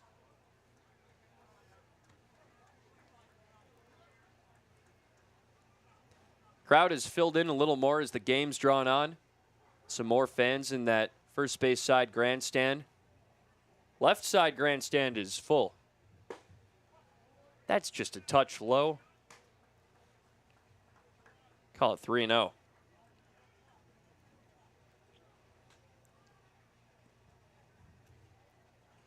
Orleans 8-10-1 at the bottom of the East Division. Cotuit 7-11-1, 4th in the West. That's up high. Ball 4 to Garza. Base is juiced with 2 down. Everyone on base has been walked on. Halverson still not surrendering a hit, but just not finding the zone. He's thrown 22 pitches. Only 8 are strikes. In steps Cashel Duggar. The left-handed swinging catcher. He is ready. 1 for 4 last time he played. Another good stop by Lavin. Halverson looking to rein it in. One would assume he's being relied upon for multiple innings of relief. That's outside, and he is 24 pitches deep and has only found the zone 8 times. If he's going to give you 3, even 2, he's got to start pounding the zone. 2-0 count. Halverson fires. That's over the plate. Strike 1. Does not appear to be much action over in the Cotuit pen. I think there's someone up and moving, but no throwing.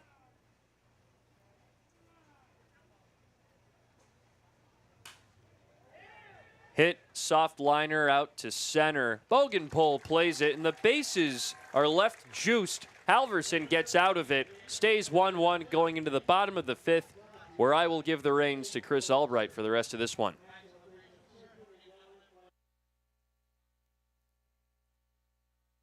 Dream it. If you can cruise in it, if you can summer in it, fish from it, or take it for a day at the beach, we can protect it. The Baldwin Group, protecting the possible. There hasn't been a ton of training when it comes to bat speed or products for players to be able to train bat speed.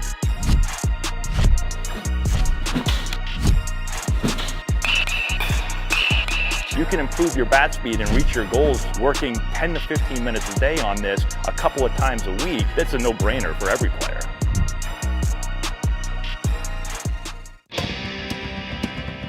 If you need to dig, lift, move, grade, clear, or cut, pump, weld, clean, light, and just about anything else, dial up the rental source for the newest and the most reliable equipment in New England. Staffed with equipment and construction experts, Milton Rents, your local source.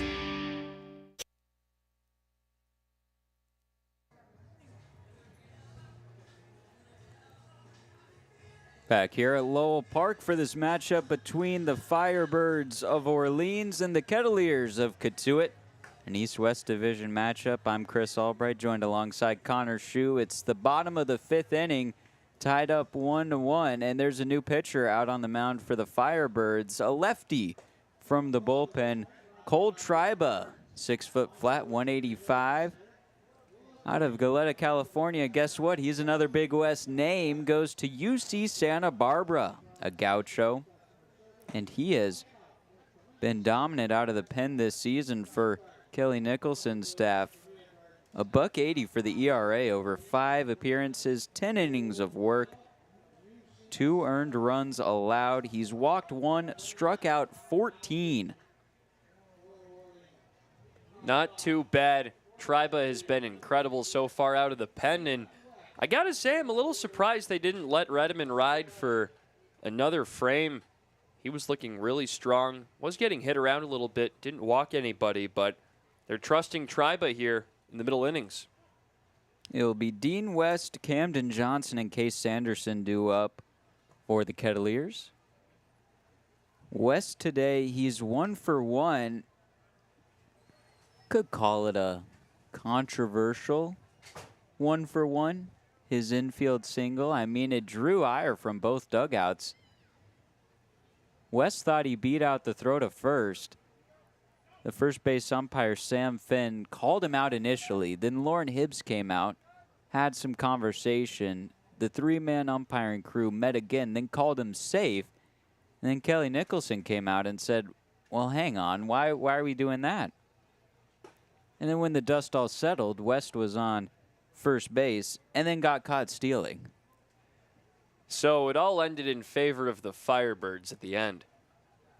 But man, that was quite the long, I guess, segue on the field. Bouncing ball towards short. Iquez to first. One away. So I guess both parties win. West got his hit to bump up his batting average, and then he was out just after that, so a run didn't cross the board. Oh, they actually took away the hit on the scorer's card. They called that an error. Looking at it right now. Breaking news. So I guess the only losing party was the error on Iquez. Let's check out the archives here. First pitch strike to Camden Johnson. Yeah, throwing error. I beg to differ. Well, so Dean West doesn't get his hit, and then Iquez gets the error. So I guess it's a neutral result for the West party and Orleans. The only losing party is now Iquez, who has an error to his name.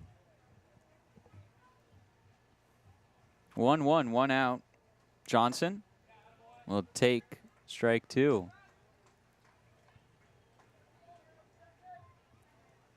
Tribe was pretty great this year at UC Santa Barbara. He had the closer role, made 6 saves in 20 appearances, a 13.4 K per 9 mark. 1-2. Not to mention a 348 earned run average.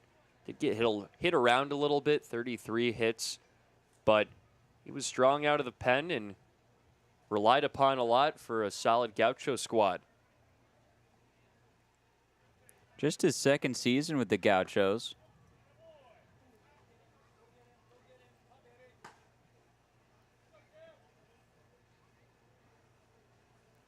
Not in the transfer portal. He's going back to Santa Barbara for another year. Count is full on Camden Johnson, who is 0 for 1 today. Triba with the payoff pitch. Up and out of play. The threat of impending rain not driving away anyone here at Lowell Park. Plenty of fans still in the grandstands lining the left field line. Some lawn chairs out in left field and left center field.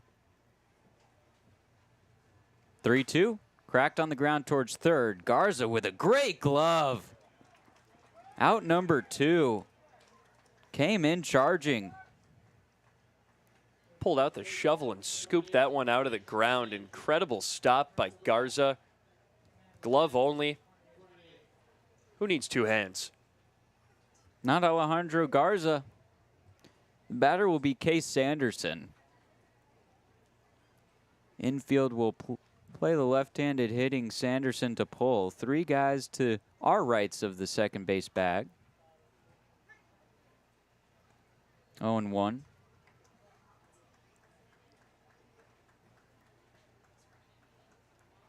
Infield is playing deep as well for Sanderson.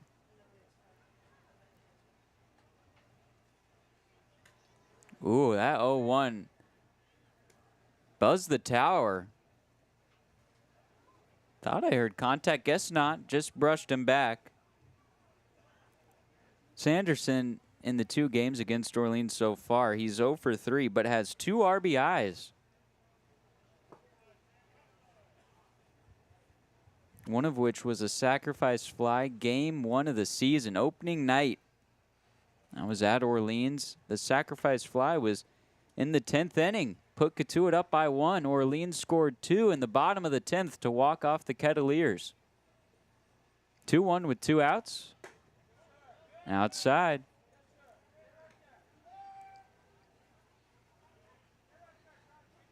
That was a fun way to start the season. It was a really entertaining game. Unfortunately, the Kets got walked off on an error, but it made for entertaining baseball. Sanderson works a walk. That is the first walk issued by Orleans pitching today. Redmond didn't issue a base on balls. Triba got 2 outs into his first inning of work before issuing it.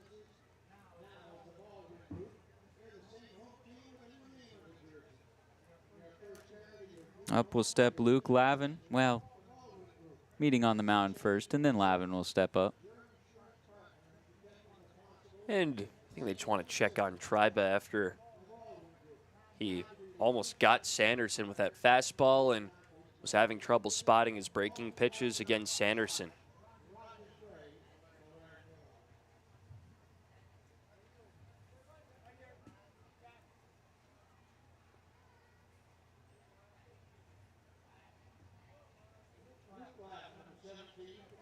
Jim Lawler, the Firebirds pitching coach, gives his peace of mind to Triba.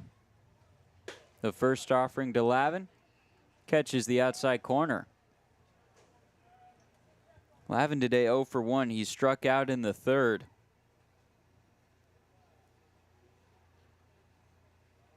He pinch hit against Orleans, the second matchup of these two teams. Struck out in his lone plate appearance. He's seen a lot more playing time in the lineup card since then.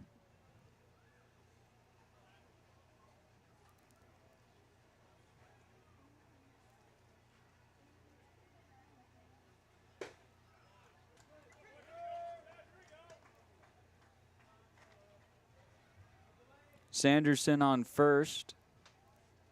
Infield playing straight up. Outfield straight away as well. 2 outs, bottom of the 5th.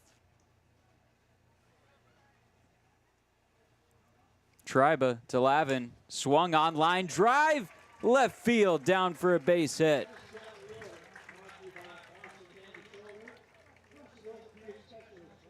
Good piece of 2-strike hitting from Luke Lavin. Just got the bat out there, found the ball, and did a good job to create hard contact despite a swing where he's really reaching across the zone, and it's just a good piece of hitting from Luke Lavin. Up will step the leadoff man, Jaron Vincula. Game tied at 1 apiece.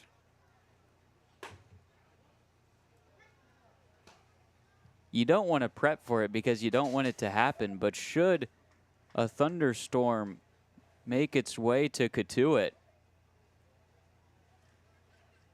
about mid-Cape, game has to be played, I think 6 innings, did we hear? 6 complete? 5? I think it's 6 complete, I want to say. 5 complete.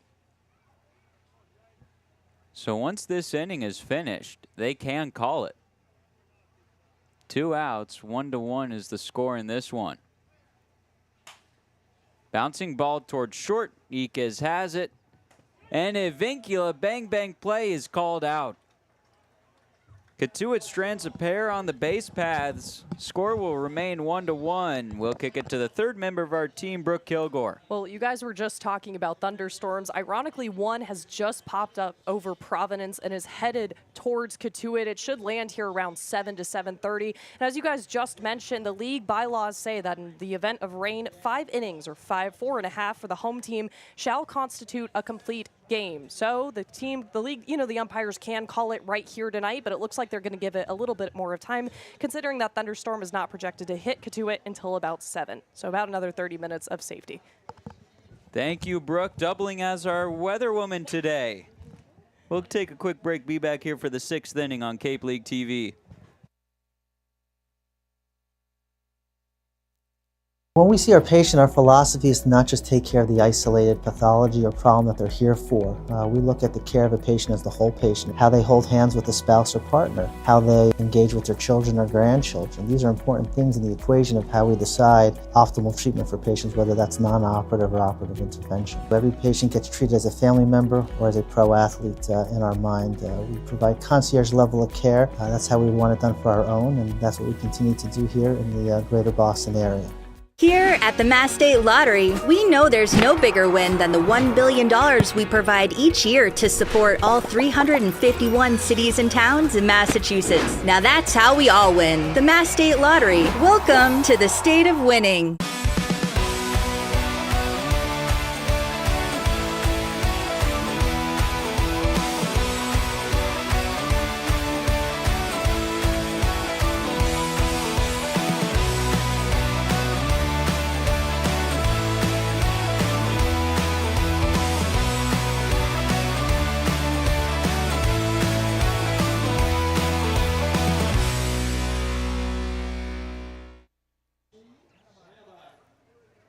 Top of 6 just off Main Street in Cotuit at the gorgeous Lowell Park, where plenty of fans are still on hand for this tied-up game between Orleans and Cotuit. Knotted at 1 apiece. Wyatt Halverson out on the mound for his second inning of work. It will be Mendez, Kucherak, and Crossland due up for the Firebirds. Halverson in his first frame walked 3 Firebirds, was able to battle out of a bases-loaded situation. The Firebirds stranded all 3 runners. Count even at 1-1 on Mendez, who is 2 for 2 today. A pair of singles came around to score the only run of the ballgame for Orleans.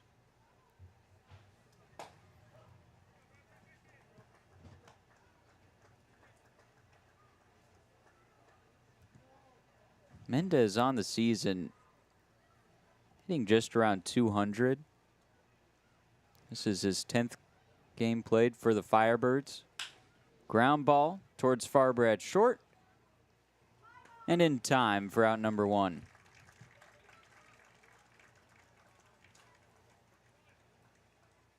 That's a much better start to this frame for Halverson. Getting a soft grounder to short. Just let your defense do the work and pitch to contact here.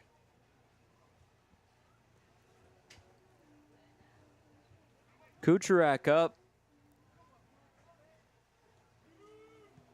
Right-handed hitter out of Northwestern.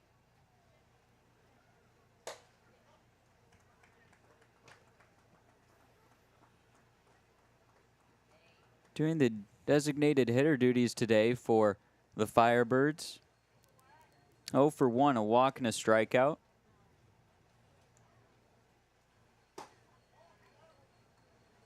Count is 2-0.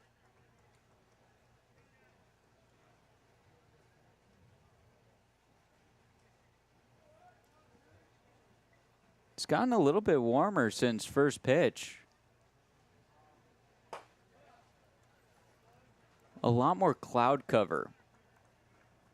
Can see no blue sky, some high clouds. I think that's the warm front coming in, and that can create a storm. Count now 3-1. Look at you. I know my weather, I think. Meteorologist Connor Shue. Is it the warm air pushes through, goes up, the cool air then does whatever, rain falls? Swing and a miss. Fun fact, I once profiled the weather club at Ohio State for a class project, so I got a little nugget or two from them. Shout out. After this payoff pitch, we'll need you to tell us how a storm happens. Just a bit outside. 4th walk issued by Wyatt Halverson today. 6th total towards the Firebirds. Crossland now up to bat. 1 for 2 today, reached via a bunt.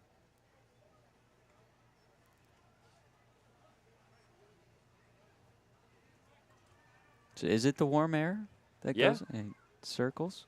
Goes up and whooshes around and creates a storm. Fly ball, center field, coming to his left, Bogenpole. He'll make the catch and slip, somehow stay up. Looks to be okay. Crossland retired on the fly ball. Kucherak has to stay put on first. Bogenpole able to do a balancing act out in center field. Crossan almost crossed him over out there in center field. It's like some broken ankles for a second for Caden Bogenpole. Hopefully not literally. He's walking around, looks to be okay. Perhaps he had some early precipitation from this whooshing weather upstairs. Well, you get the cold air combined with warm air, and that creates a storm. That's really all I have for you. 2 away, top of the 6th. Potestio up. Potestio has had very limited at-bats for the Firebirds. Coming into this one, just 7 games appeared in, 24 at-bats, 9 hits. He's looking for hit number 10 here. Of those 9 hits, 3 of them have been doubles. Patient eye at the plate as well. 8 walks, 4 strikeouts. He's up in the count 2-0.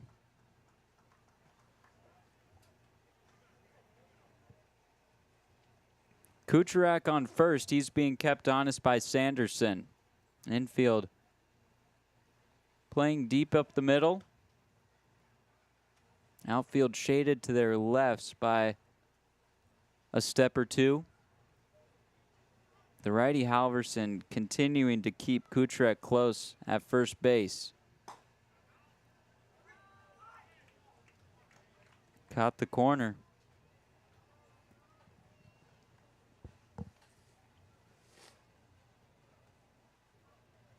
Kucherak on first. He's 1 for 1 on stolen base attempts this season. Here's the 2-1. Popped up foul out of play. Just over the Cotuit fan grandstand.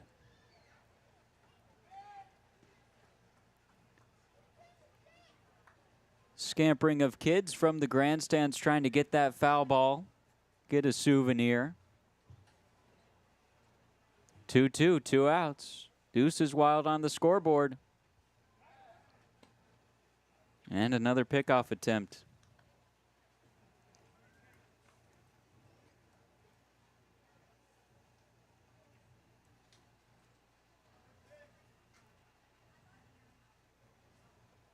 Runner goes. Pitch is low. Throw sails way over the head of Farber. Deked out Kucherak by keeping his glove on him as Bogenpole will get that baseball in.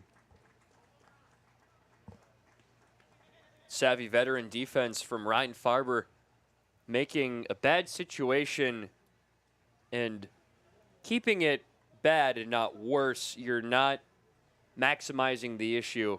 If you're Ryan Farber, just a good move to keep the runner honest at second. Makes it real tougher to bring this runner home. Full count at the toes. Another walk issued. Outside of the walk, Halverson has been solid. He hasn't surrendered a hit yet. The only problem, he's walked 5 Firebirds. Meeting on the mound, Tim O'Connor will talk things over with the infield committee and his battery mate, Luke Lavin.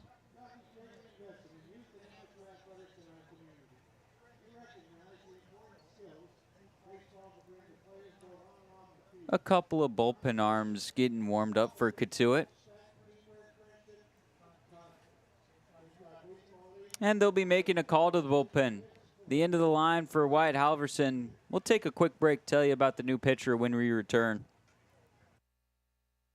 Hasn't been a ton of training when it comes to bat speed or products for players to be able to train bat speed.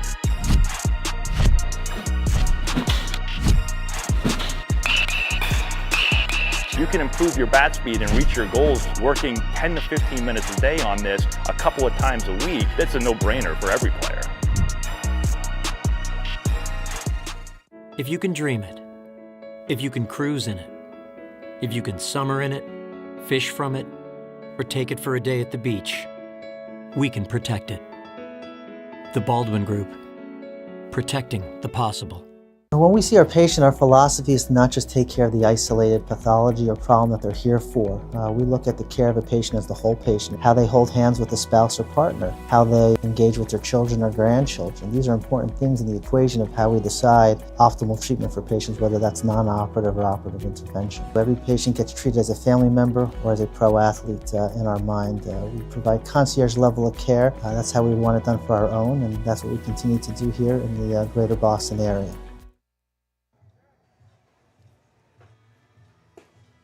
Charlie Walker, the new arm on the bump for the Kettleers, replacing Wyatt Halverson, whose day is done after an inning and 2/3 of work. Walker, 6'2", 210, out of Milton, Massachusetts. Pitching to a 261 earned run average this summer, 10 and 2/3 innings. Has had a lot of higher leverage relief, oh my goodness, for the Kettleers after the season as the closer at Northeastern. 7 saves there. 129 earned run average, and probably one of the best pitchers in the entire team for a Northeastern team that ran through their conference. I mean, his strikeout numbers in particular, 56 strikeouts to only 5 walks. Now, how's that for command? It's not bad. Can certainly hit the zone if you got numbers like that. It's 8-3 this summer, so the command has been a little different, but it is certainly a step up in competition when you're pitching against the batters in the Cape Cod Baseball League. It's never an easy out against any of these guys. A lot of these players, the best on their respective teams, all converging on Cape for the summer to showcase their talent in front of scouts and fans. It's the epitome of summer baseball, not southern. In fact, we're not very far south here on Cape Cod.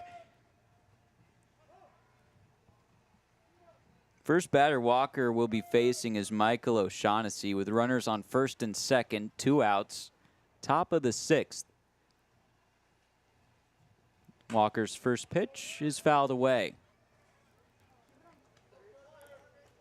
O'Shaughnessy is 0 for 1 today. He's been up to bat now 4 times. He's been walked twice. Walks 21 and 22 on the season.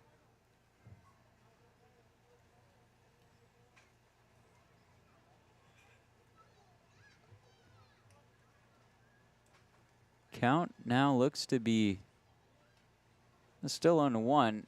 I have to wonder if that was a warning on the pitch clock. 0-1 with 2 outs. Count now 1-1.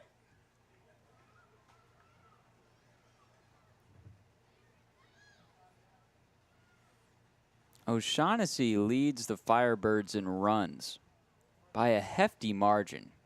He's come around to score 19 times. The next highest Firebirds sits at 9. 1-2 now the count on O'Shaughnessy.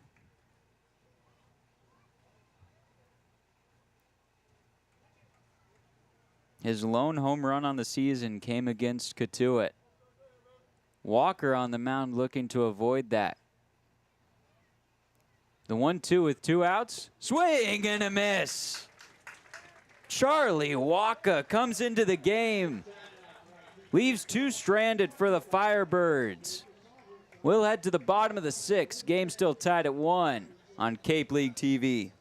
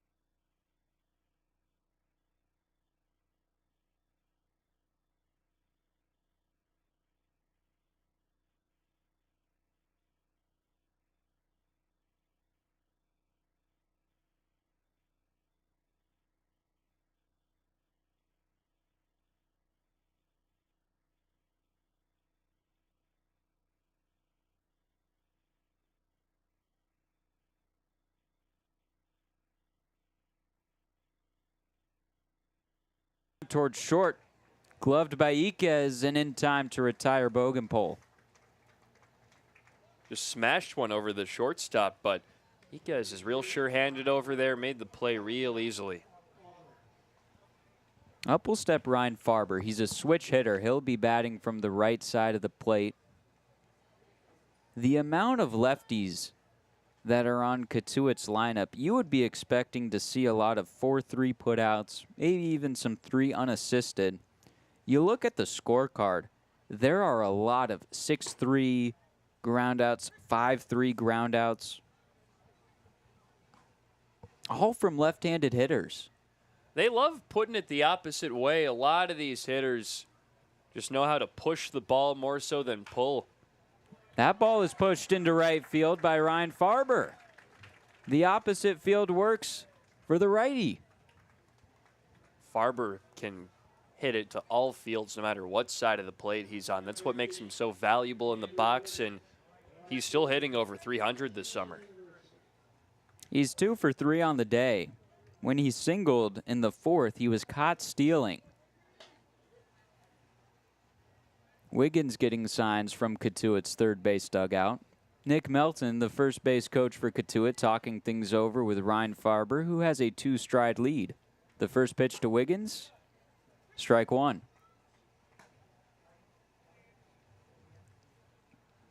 O'Shaughnessy is playing near the first base bag. A large gap between O'Shaughnessy and Mendez, the first and second baseman for Orleans. Should Wiggins go pull side? He shows bunt, pulls it back, strike 2.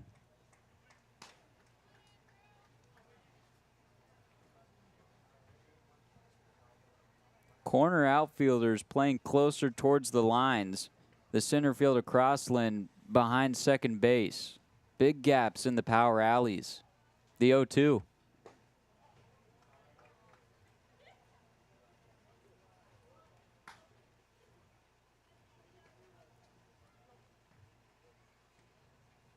Wind now a non-factor. Eerily calm right now in Cotuit. 1-2. Pickoff back to first. Farber nearly caught stranded. He got back in time.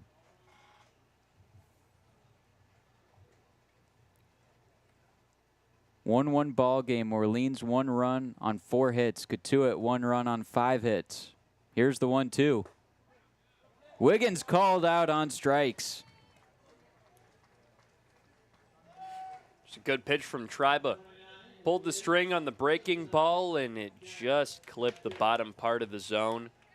Wiggins, patient as ever, will take a pitch around the edges like that most times. Jack Natilli up for Cotuit. He is 1 for 2 today. The lone run the Kets have, a solo shot off of his bat. Cashel Duggar will go out to talk things over with Cole Triba. Triba has seen 8 Cotuit batters. Natilli the only one he hasn't faced.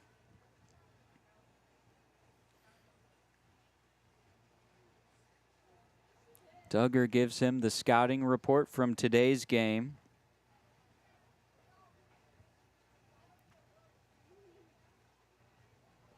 Natilli has been tearing the cover off of the baseball this past week.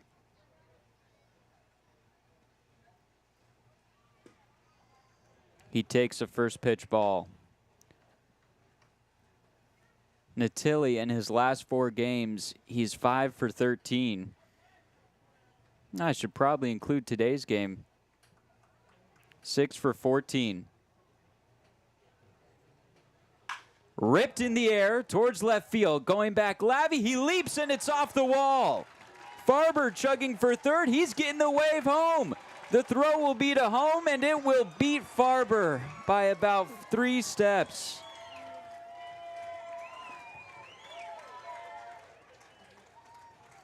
That will end the 6th inning. Game stays tied 1-1. We'll head to the top of the 7th here on Cape League TV.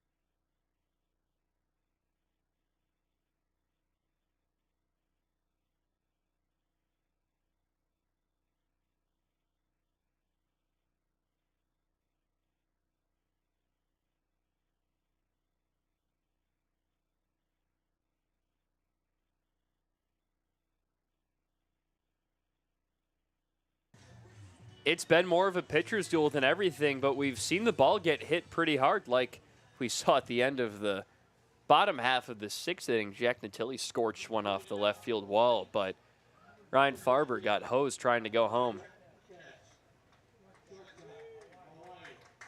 Charlie Walker remains on the bump. He'll be facing Elijah Iquez, Robbie Levy, and Alejandro Garza. The first pitch to Iquez, he takes a strike.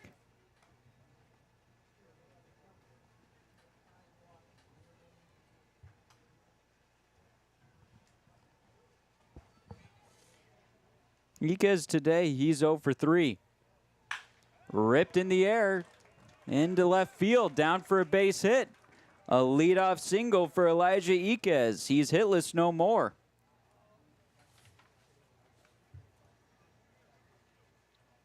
Up will step Robbie Levy.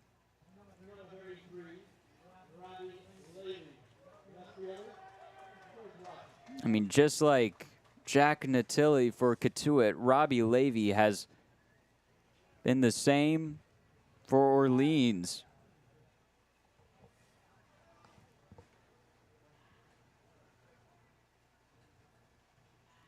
The first pitch to Levy, swing and a miss.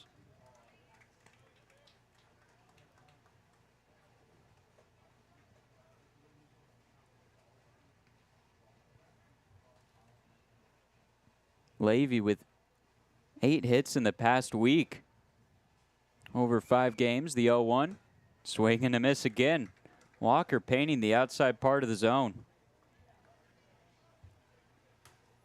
And that's his best trait, just working around the corners with his breaking stuff, especially that curveball.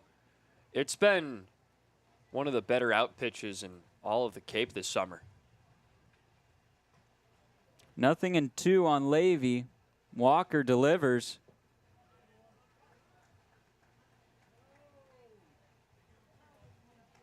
In the past 5 games, Levy has not worked a walk. No walks, 4 strikeouts. Walker doing his part by getting ahead in this count early. Here comes the 1-2. Just a bit outside.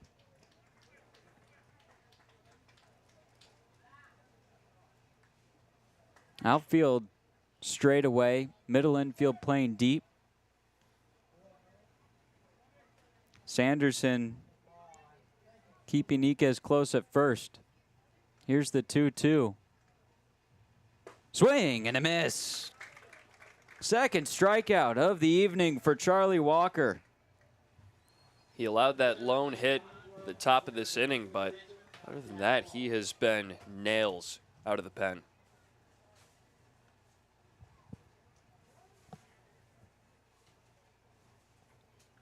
Alejandro Garza is up. He is 0 for 2. He walked in his last plate appearance.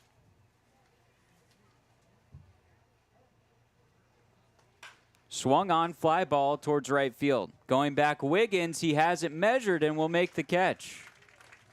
2 away.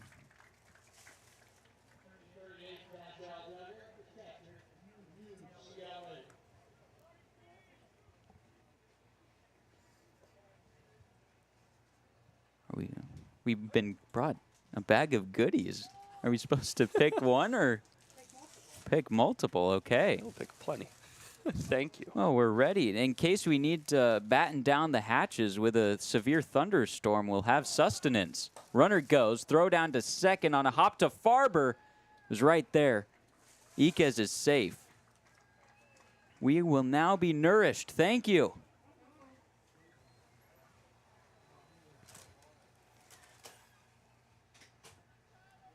One of the count, 2 outs. Iquez now on second.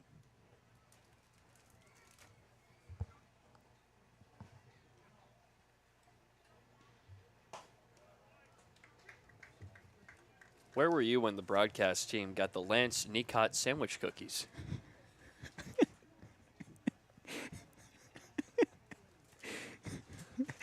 I think I was right next to you.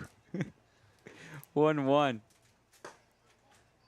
Kashiel Duggar up. He is 1 for 3. A single, a strikeout, and a flyout. Where were you when the broadcast crew got the Lance Toasties sandwich crackers? Again, I must say, right here, generational. Bouncing ball foul down the first base line. Count will even at 2-2 with 2 outs.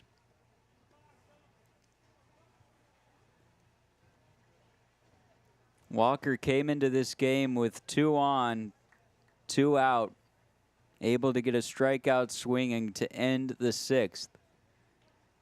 Here in the 7th, he's looking to leave another Firebird stranded on the base paths. 2 balls, 2 strikes, 2 outs. The batter is Duggar. Here's the pitch from Walker. Sails high and wide. Advancing to third on the wild pitch will be Iquez.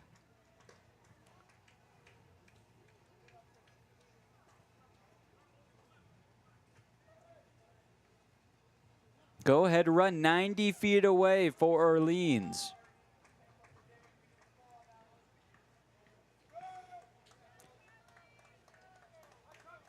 Dark gray clouds up above left field look to be far away. We've had the warnings of rain.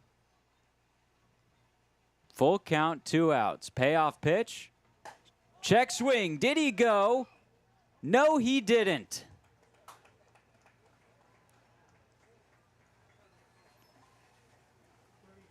Kashiel Duggar works a walk.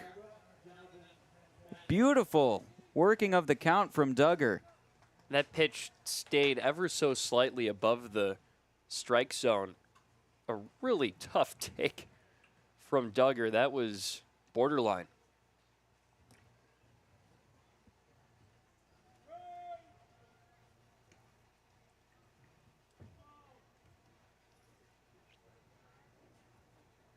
Jonathan Mendez up. 2 for 3 today.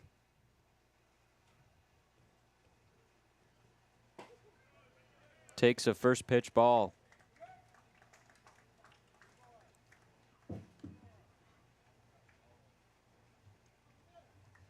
Mendez a pair of singles. He's scored the only run of the ball game for the Firebirds. It's been a close one all day long. 1-2. Excuse me, 0-2.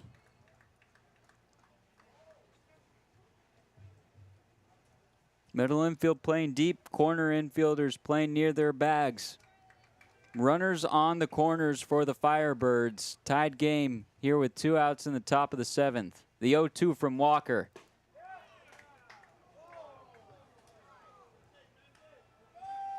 Low and away.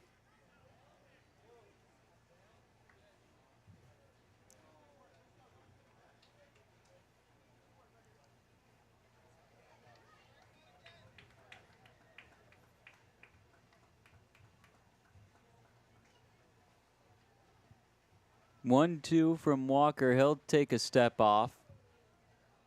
Disengages as the pitch clock was nearing 0. He'll restand on the slab, staring down Jonathan Mendez. 2 on, 2 out. Here's the 1-2 pitch. Upstairs. Count will even.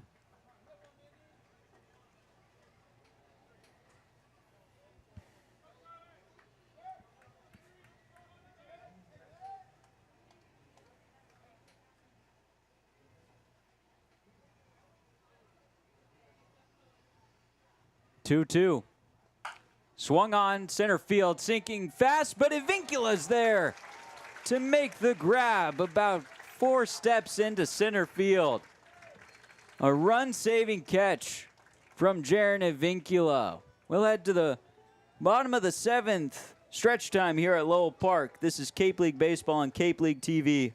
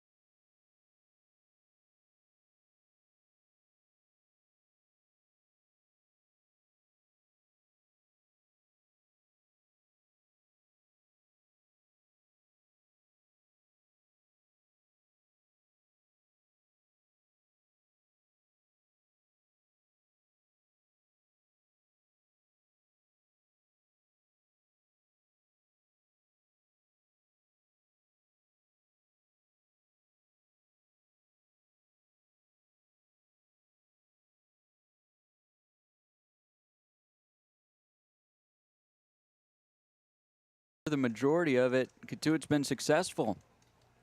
Dean West is now 0 for 2 today. His first at-bat got changed from a hit to an error. He's still hitting above 300 in his young time with Cotuit. And it seems just last week he was getting off a plane at 1 a.m. to play for the Kets. 0-1. Swing and a miss.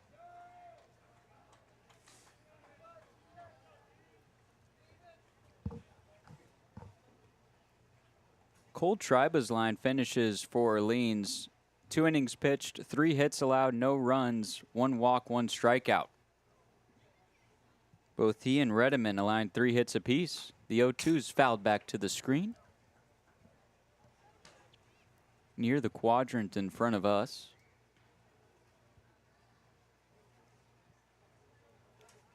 Oh, 2 still the count on West. Infield shaded to their rights.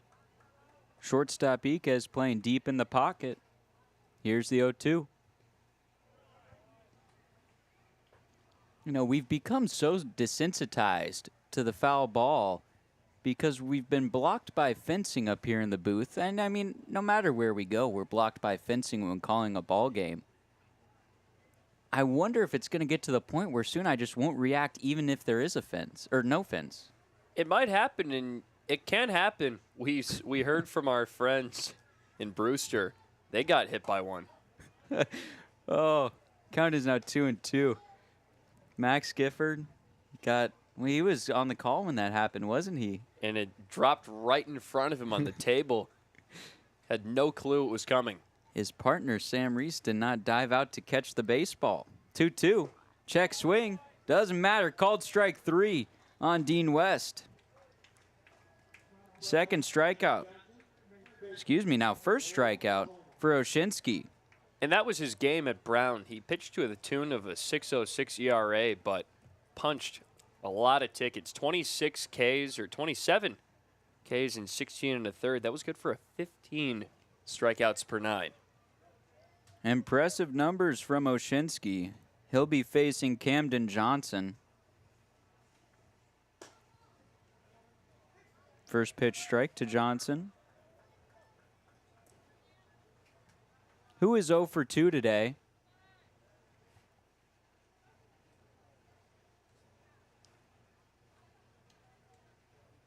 Oh, 1. Ground ball towards first base. O'Shaughnessy will have it and flip to a covering Oshinsky, who beats out Johnson. Another bang-bang play. It's the speed of Cotuit that will make those plays close. And Johnson almost got there. I thought he got that foot in maybe at the same time, but just not quite there. Sanderson now up to bat. Oshinsky has been making quick work so far. 8 pitches, 6 of them have been strikes. He dots the strike zone, not afraid to pitch to a batter.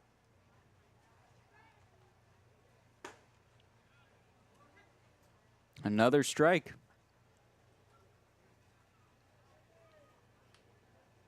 Sanderson was walked last time up. Now he's just looking to extend this inning.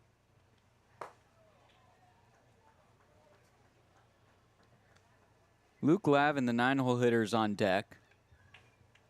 Then the lineup card will flip.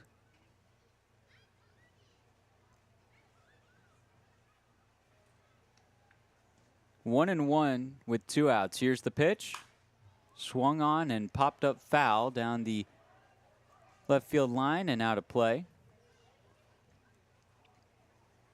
Fans have begun to file out here at Lowell Park.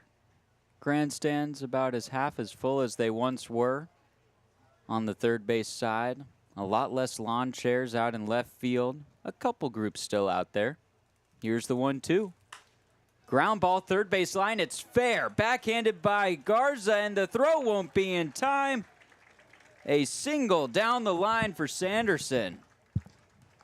Great effort from Garza to get to that one in the hole, but that was just a perfectly placed ball down the third base line. Sanderson couldn't have drawn it up any better. It was dancing about a foot from the chalk the entire time. With a runner on, up will step Luke Lavin. Go ahead run on first base. Cotuit now with 7 hits on the day. Only 1 run to show for it.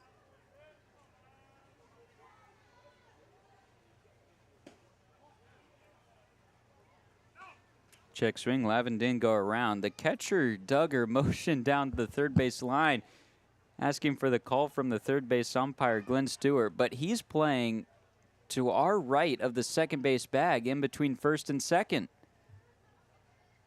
1-0, swung on, ripped down the line. That's fair down the right field line and into the corner. Lavin heading for second. There's no one there. Getting the wave around third for a second was Sanderson, but Orleans able to recalibrate and get that ball home. So there will be runners on second and third for the Kets. Man, it's good that Sanderson stopped over there at third. For a second, he was getting the wave, and you cannot go in that situation. The third baseman was backing that throw up. He would have been out by maybe 30 feet, but back to the good of the play.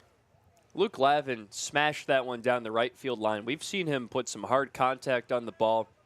He had one earlier in the game that he sent in the same direction. It was maybe just 10 feet foul, but he got what he wanted right there with a hard double.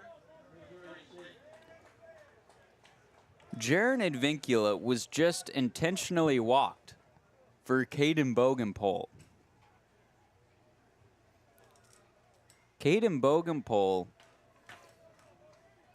in his first game, if I recall, for the Kettleers, had a home run. First at-bat as a Kettleer. That was July 1st against YD. That game played at Lowell Park. 1-0. Swing and a miss. Bogenpole set the Missouri State Baseball home run record for freshmen in 2024. He had 20 long balls on the season. Bases loaded, 2 outs. Here's the 1-1. Down low.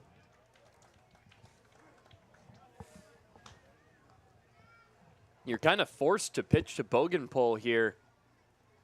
I don't understand the call to intentionally walk Advincula. He is a really tough out, but Bogenpole is not much easier, especially for a righty out there. 2-1. Swung on and fouled away. As soon as the ball hit the bat, a gasp from the Cotuit crowd. They've seen the power that Bogenpole has. Infield playing deep. Outfield straight away. Runners at every station. 2 balls, 2 strikes, 2 outs in this tied game. The pitch. Swing and a miss. Oshinsky able to work out of a bases-loaded jam, striking out Caden Bogenpole. We'll head to the top of the 8th inning at Lowell Park. This game still tied 1-1.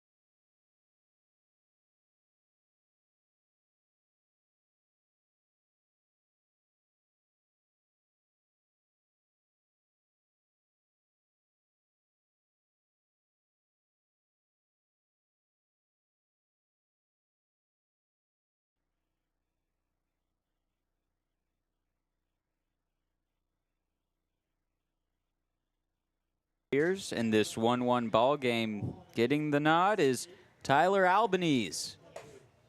Albanese has been the closer for this Kettleers team and just kind of a go-to guy in the high leverage situations in late innings. Almost a utility man in that sense.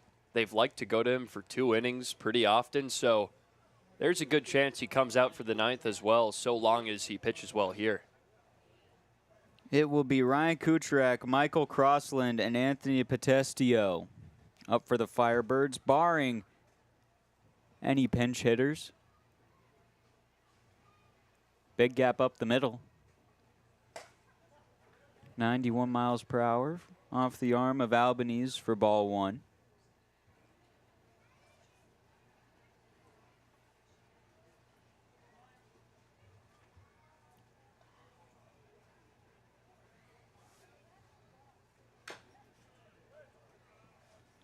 Kucherak today, he is 0 for 1. He struck out in his only true at bat. He's also been walked twice.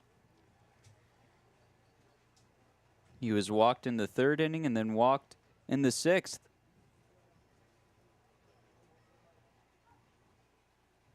One. Found the top part of the zone on that breaking ball from Albanese.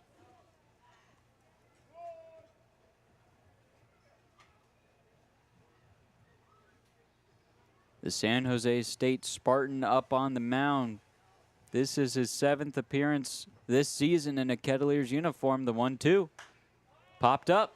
Foul ground, right side. Sanderson gives chase, but he's out of room. That ball's out of play.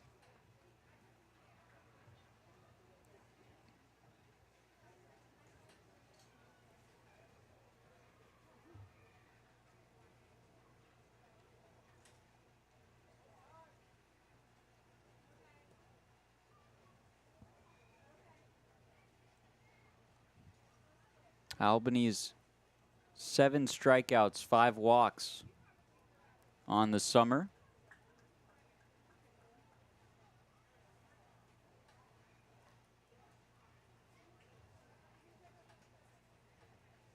Here's his 1-2. Chopper down the 3rd base line. Coming into play at Johnson. Throws in time. 5-3 on the putout, retires Kucherak. Johnson, another great play at 3rd. He's always sure-handed, comes up quick with the throw consistently, and always seems to be on time.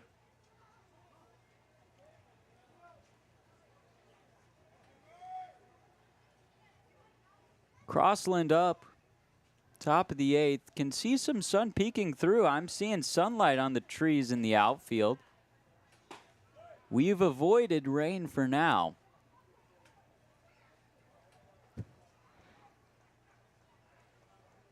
Hoping to stay away from it. Crossland today, he's 1 for 3.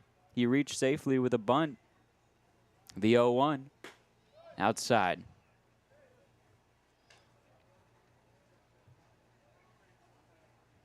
Johnson did just have a good play at 3rd. As I'm watching him pace around the dirt near 3rd base, his white jersey is a lot wider than the white of his pants. That 1-1 is gulfed in the air, tailing foul, and it will land in foul ground.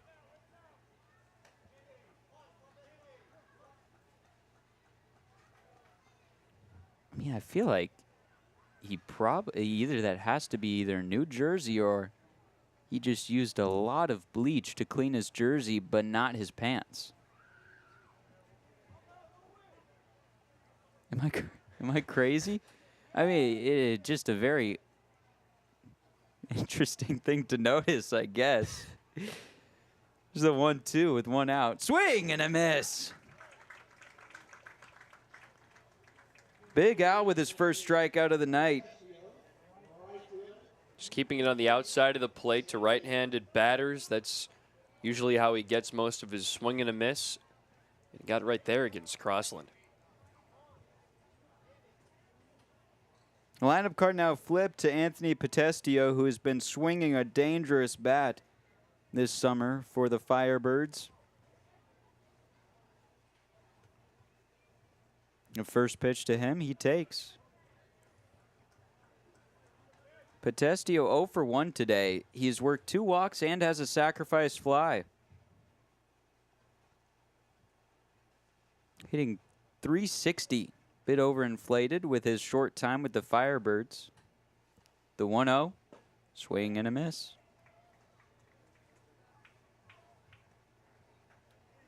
Outfield shaded to their lefts. Infield just a step or two to their lefts as well. Sanderson is hugging the first base line. The 1-1.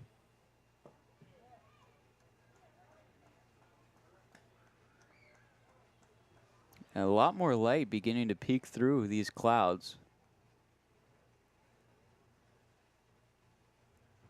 Shaping up to be a pretty nice night. Here's the 2-1. Swung on fly ball out towards left field. Giving chase is Johnson. He's dancing down the line, extending. Can't make the catch, and it lands foul. That's a really tough one to get to. He's looking over his shoulder the whole way and tries to get the basket catch diving, and that's a play almost no one's going to make. West, the left fielder for the Kettleers, was shaded to his left.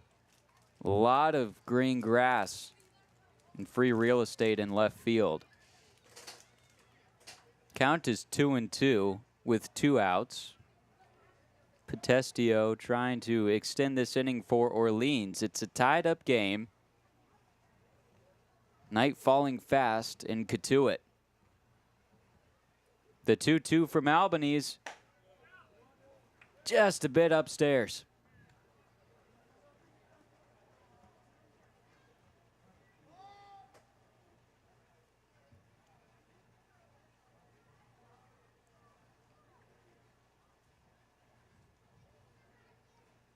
Payoff pitch pending. Here it comes. Fly ball, right center field. Bogenpole back. He's near the fence, camping, and he'll make the catch. It's a 1-2-3 inning worked by Tyler Albanese. We'll head to the bottom of the 8th here at Lowell Park. Game still tied at 1 between the Kettleers and the Firebirds on Cape League TV.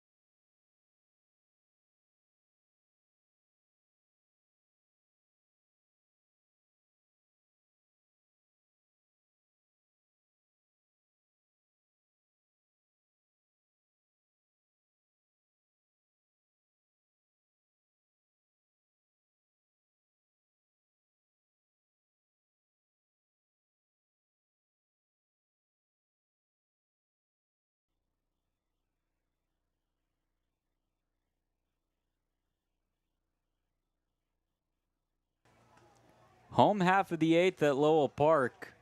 Just a picture perfect night in this gorgeous ballpark. American flag, Old Glory, hanging down from her post. Left center field illuminated by the scoreboard. Green and white shining throughout the outfield. About half of the fans that were here today have stuck around. Maybe just a touch under. And the rain is held. Ryan Oshinsky remains out on the mound. He'll be facing Ryan Farber, Andrew Wiggins, and Jack Natilli. In the 6th inning, Ryan Farber attempting to come home and score off a double from Natilli. Gunned down at home plate. Farber is 2 for 3 today. He's hitting as a lefty now.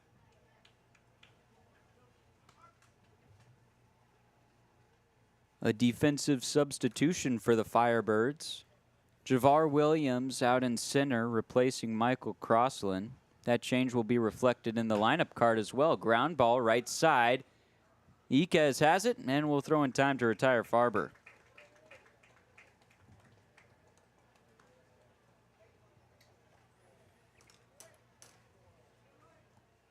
Can call it 6-3 on the putout. Even though Iquez was playing out of position. There will be a pinch hitter for Andrew Wiggins. Nolan Stevens.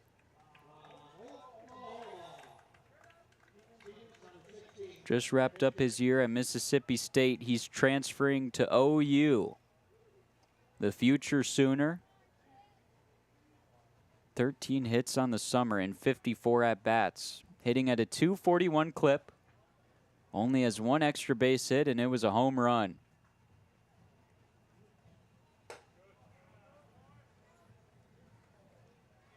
And as Nolan Stevens digs his spikes in, they're looking for similar production that he had in that drubbing of Brewster. Hit that, I think it was the second home run of the 3 straight in that 14-run inning. Has the power. That he does. Very truthful statement. 2 balls, no strikes, 1 out. The pitch to Stevens. He takes again. Count 3-0.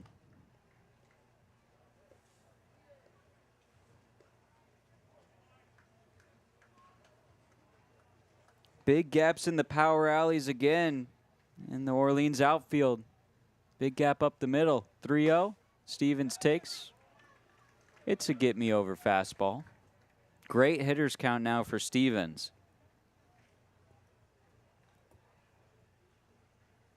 1-1 the score in this ball game. Darkness coming quick here at Lowell Park. The 3-1. Popped up foul over the press box.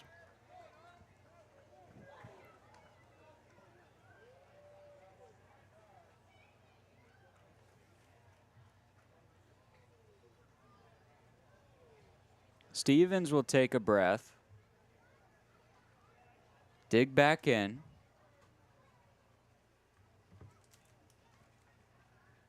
Oshinsky ready on the mound. Full count. Chopper towards first base on a couple of hops. O'Shaughnessy will take it himself. 2 away. Just went for a high fastball and couldn't really get under it. Just socked it down to the ground, and tough approach. Now Jack Natili has the bat in his hands again. But this time with no runners on. See if you can pull another solo shot out here. No one on base, no problem for Natili. He can do it himself for Cotuit. Only need 1 now. First pitch swinging. Natili was looking for his second home run of the ball game.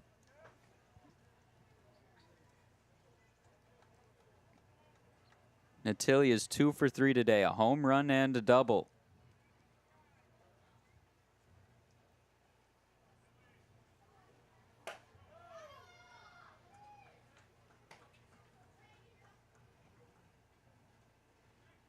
He's bumped his average up to 259 on the summer. His OPS 860.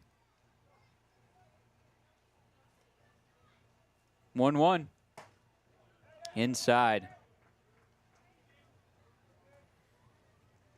He didn't go around.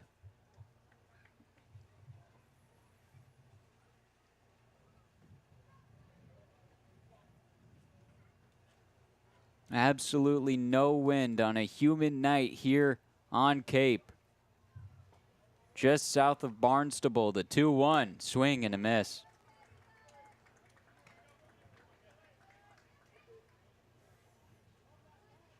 And Natili does like to go big game hunting out there in the box pretty often, so I think if you're Oshinsky, you're staying around the corners.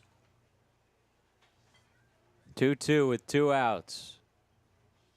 Natili chops 1 foul. But Natili's got to wait for his pitch here. he's been able to handle stuff around the zone, especially lately, so just got to be patient. He's worked a 2-2 count here. Big swing a couple of pitches ago. Excited to see how he competes on this one. 2-2 again. Upstairs. Some chin music.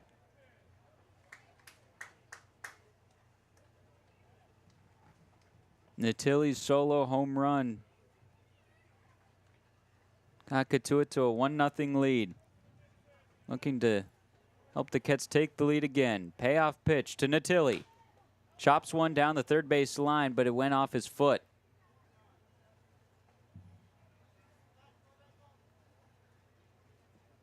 Man, that looked painful.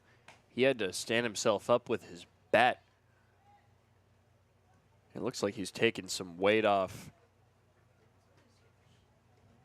And man, Natili's gotten tagged so much this summer, 6 hit by pitches, and I feel like we've seen him hit foul balls into himself an inordinate amount of times. It's been a very painful summer for Natili, but the fruits of his labor beginning to show. Payoff pitch, Oshinsky on the mound. To Natili. Popped up. Behind the plate, out of play. Count will stay full.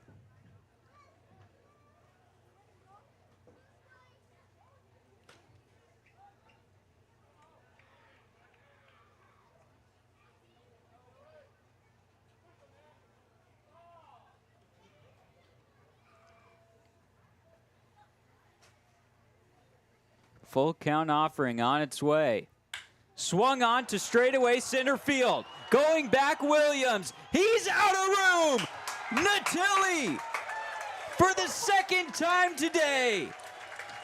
A solo shot puts Cotuit up 2-1.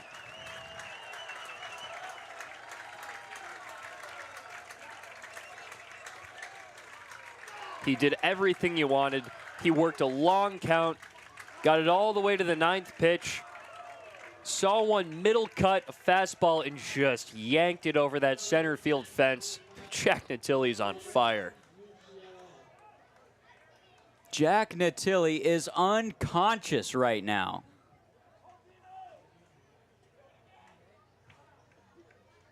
A dream July for Jack Natili. Dean West will take a first pitch strike. 2 home runs today. His 4th of the summer, all have been in July. West lays a bunt, can't have it stay fair down the first base line.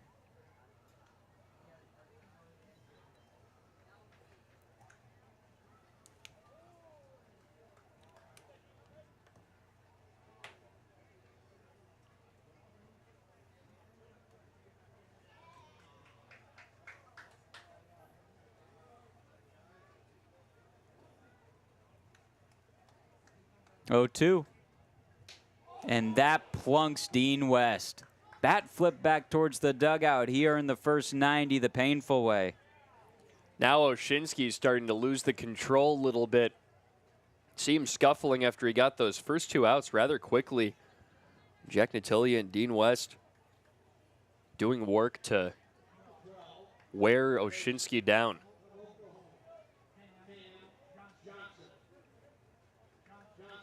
Cam Johnson up. Brief pause in play as Dean West is shaking things off at first base. The UCLA Bruin, tough as nails. He'll put on his sliding mitt. Back to Natili for one more second. He's up to tied for second on Cape in homers with 4. Man. And to think if Natili had been playing, this is no shot at all to Natili. To think if he had been playing like this the entire season, I mean, he would be well above it. And his OPS up to 930 now, 5th in the league. So it's not quite reflected on the Cape League scoring here, but you can see it on the live game day. 933 on base plus slugging, and that home run power has given a lot to that.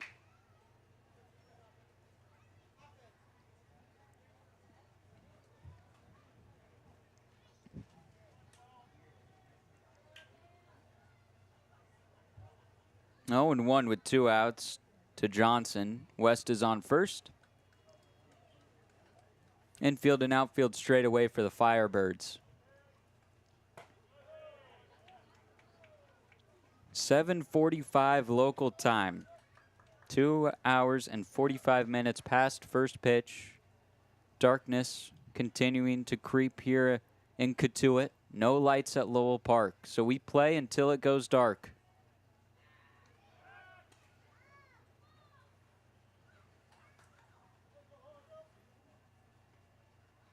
Again, just no wind. The only sounds, the chatters and cheers from the patrons here just off Main Street in Cotuit. Fouled away, count will be 1-2.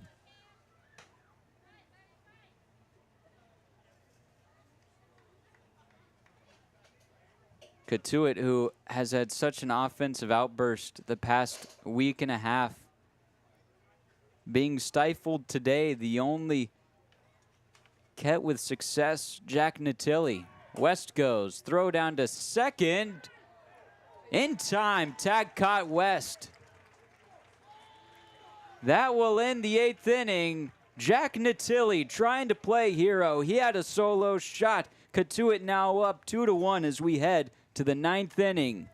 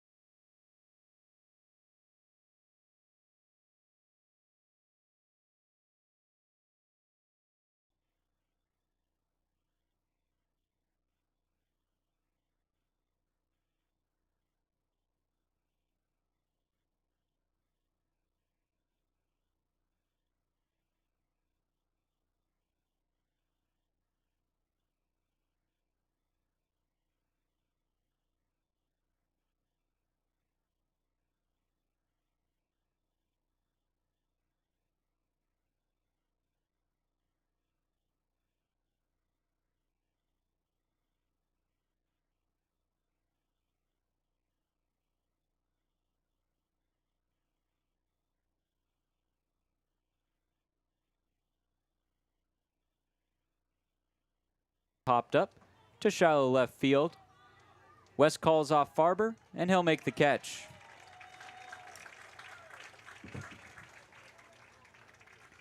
We would like to remind everyone that this broadcast is a copyrighted production of the Cape Cod Baseball League. Any unauthorized duplication, retransmission, or other use is strictly prohibited. Up will step Elijah Iquez, who is 1 for 4 today. 1 out, top of the 9th.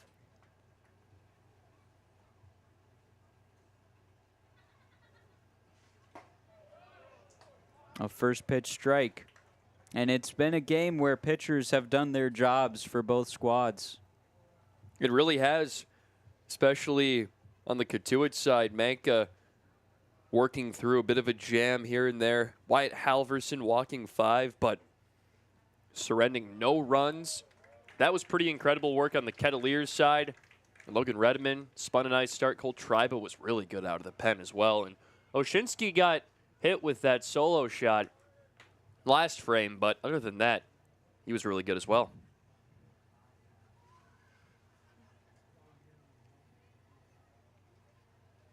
The 0-2. Outside.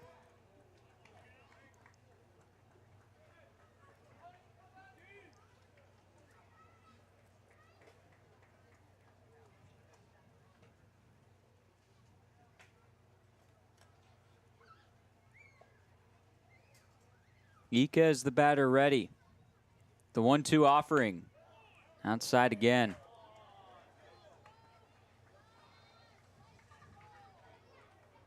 Albanese has retired the first 4 batters he has faced tonight.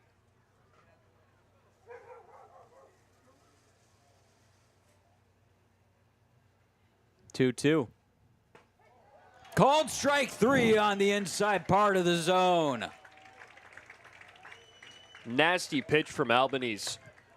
Almost a slurve, maybe you call it.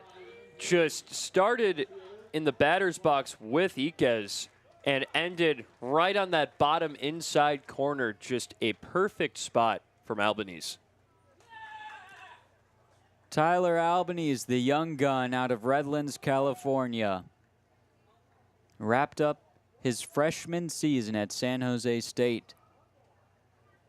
And now he's out on Cape. His 7th appearance this summer. Looking for save number 3. He's 1 out away. The last hope for the Firebirds, Robbie Levy, and that is a man you want in this situation. 1-0 the count to him. Ground ball, left side. Farber has it, but momentum carrying him into the outfield won't allow for a throw. It's probably the right play by Farber to put that in his pocket. Any throw to first, more likely than not, would have been off target. Just a tough play to make, so sacrifice letting a runner on first and just let Albanese focus on this next batter. Up will step Alejandro Garza, a California native. A pair of West Coast kids dueling each other out for this last out of the ball game. Garza out of Cal Poly came into this game hitting .275. The first pitch to him takes upstairs.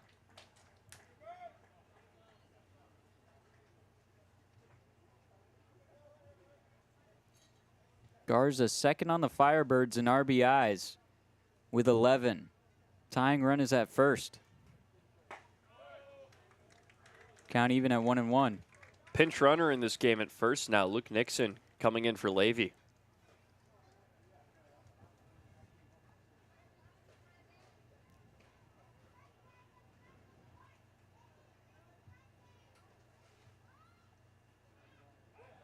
Back pick to first. Not in time. A couple ticks of the clock away from 8 o'clock local. On what has been a cloudy night here at Lowell Park. The 1-1. upstairs.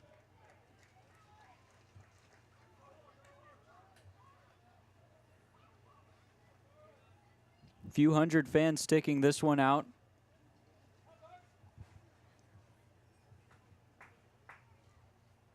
On a fine Tuesday in July here on Cape.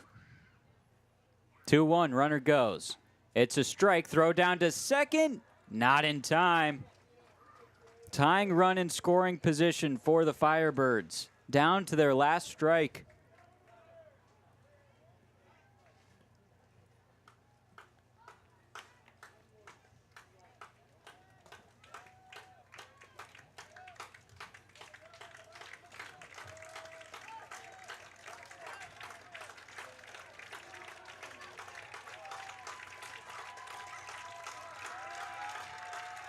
Two with 2 outs. Albanese dealing to Garza. Time is called. Oh, pitch com. The most suspenseful part of the game and pitch com issues.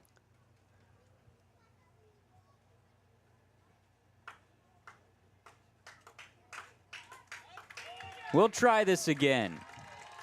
2 balls, 2 strikes, 2 outs in the top of the 9th. The Kettleers up over the Firebirds 2-1. Garza and company down to his last strike. Albanese has his sign. The 2-2. Outside.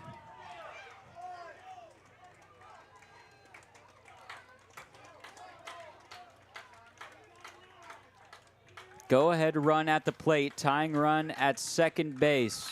Do or die time for the Firebirds. Cotuit looking to buckle down for this home win. Full count pitch from Albanese. Fouled away. Garza able to stay alive. Barely got a piece of that pitch.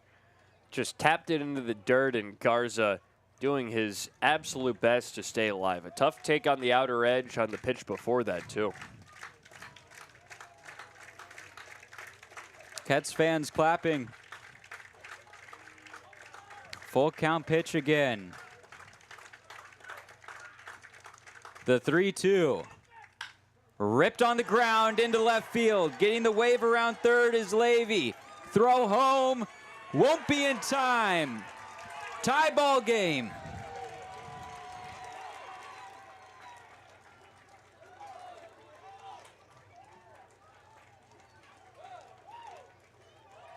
Pardon, that was Nixon who scored, the pinch runner replacing Levy. 2-2 ball game.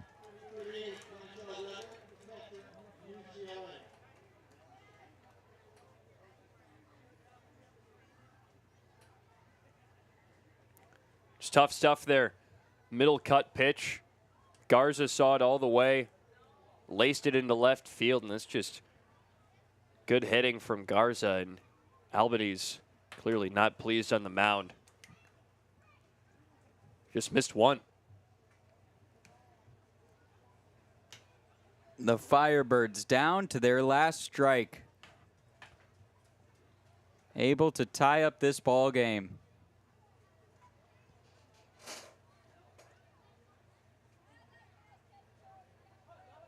Tyler Albanese not out of the woods yet.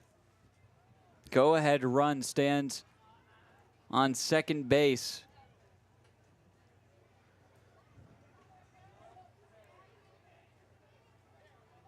The batter, Kashiel Duggar.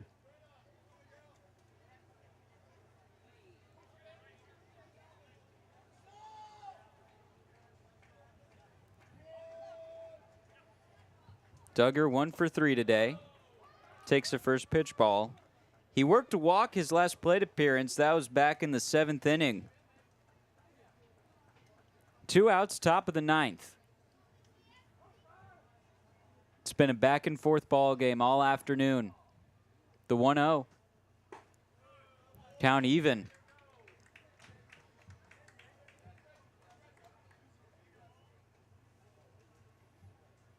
Cotuit scored 1 in the 2nd. Orleans answered in the 3rd. Cotuit scored their second in the 8th, and just a half inning later, Orleans answered. The Firebirds have done a great job answering with their backs against the wall tonight.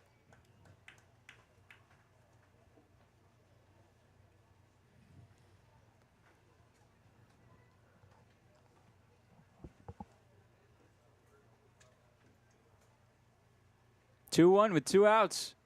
Upstairs.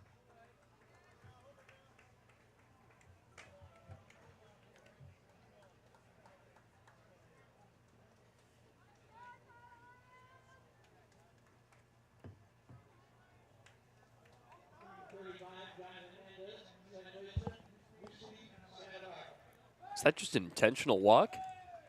They just give him ball 4. Waiting for the intentional walk. Intentionally walked. Had a 3-1 count. Didn't want to try to battle back from a great hitter's count, so an intentional walk on the 3-1 count. Well, now you put 2 on with 2 outs, and we saw Garza smack one into left. So this makes it even scarier. Up to bat is Jonathan Mendez, who is 2 for 4 today. A quick strike. Mendez singled his first 2 plate appearances. He grounded out and lined out in his previous 2. Looking to have a 3-hit day, the 0-1. Gulfed in the air, high towards left center field. Bogeypole range is over and will make the catch. Heading to the bottom of the 9th here at Lowell Park. Darkness fading fast. This is Cape League Baseball on Cape League TV.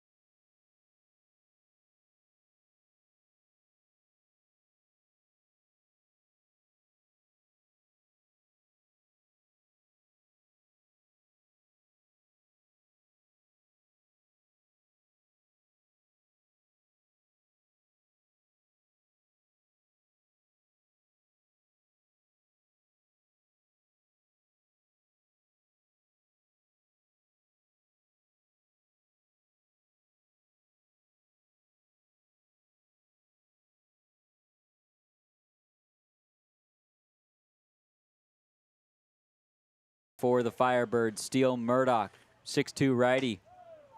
Out of Harriman, Utah. Plays his college ball at UC San Diego. He's the closer for the Firebirds this season. He's had 3 saves and 7 appearances. This is appearance number 8. Ripped in the air towards center field. Going back, Williams. And he'll make the catch a couple steps short of the fence. And now it's raining. Drizzle beginning to fall here at Lowell Park. A pocket of showers mid-Cape. 1 down, up to bat, Case Sanderson. Luke Lavin is on deck.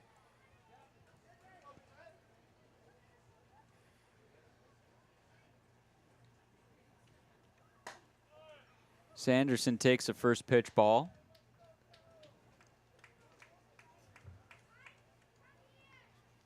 Infield and outfield straight away. Darkness falling fast.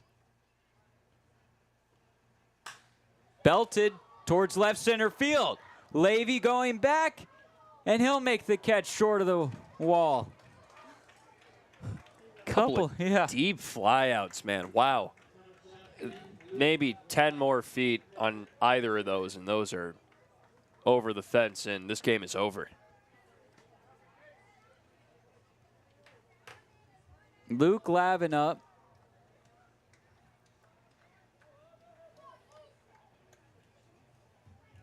Cotuit down to their last out in this tied ball game between the Eastern Division Orleans Firebirds and Western Division Cotuit Kettleers. A first pitch ball to Lavin, who is 2 for 3 today.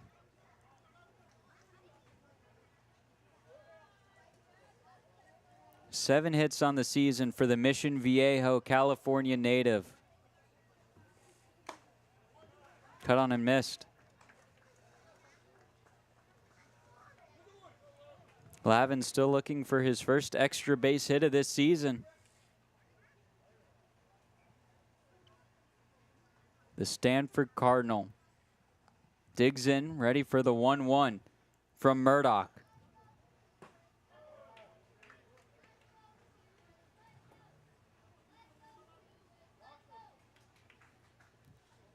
A few Kets faithful remaining out here. Only a couple in the outfield. Some umbrellas in the grandstands. The 2-1. Low.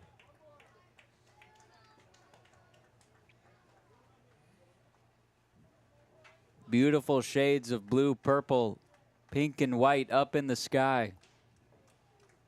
Hanging out over the left field fence. The 3-1. Fouled off. Kets down to their final strike.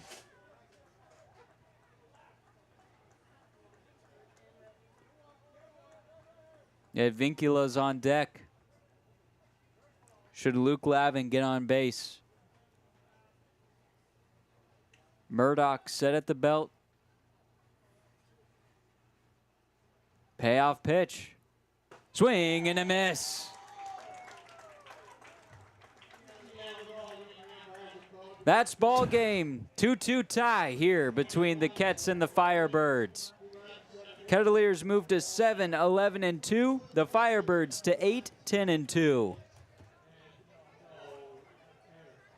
Game finished at 8:07. 3 hours and 6 minutes in this tied marathon affair between the Eastern Division opponent and the Western Division opponent.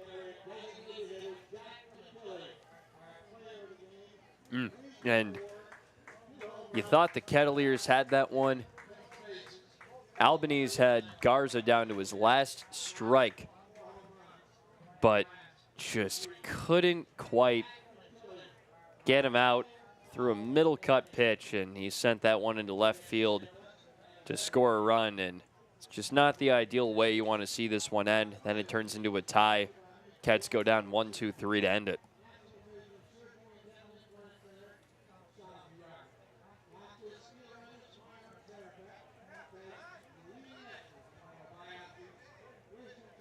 Final line here today. Orleans, 2 runs, 7 hits, 1 error. The Firebirds left 14 on base. The Kettleers, 2 runs, 9 hits, no errors. The Kets left 7 on base. No winning pitcher, no losing pitcher, no save.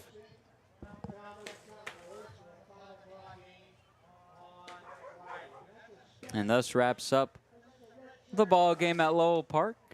And we'll move in to the post-game show here from the broadcast booth in the Arnold Mycock building.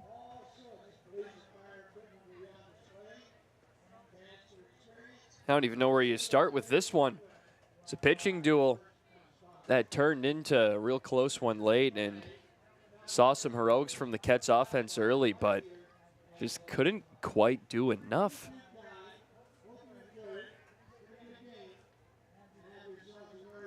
Kettleers 1 strike away from ending this ball game with a win. Alejandro Garza worked himself into a tough count. 2-2, and he was able to battle off a full count foul ball. And singled on the infield dirt out to left field. And that just effectively ended it after Cotuit came up to bat, and you saw them maybe feet away from a game-ending homer off the bat of Easton Winfield and then Case Sanderson. They each missed one by, no joke, 5 feet each. Warning track power, and then Luke Lavin came in and worked a long count, but eventually struck out. But man, Garza working that long count, I think that's really the big turning point in this game. He tired Albanese out and just got the one mistake in that entire battle between the two, right down the middle. And that's where this game was, well, tied, I guess.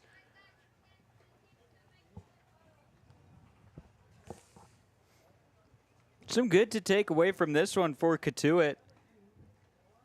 Halverson, Walker able to come in, some scoreless innings of relief. Albanese was able to retire the first 5 batters he faced.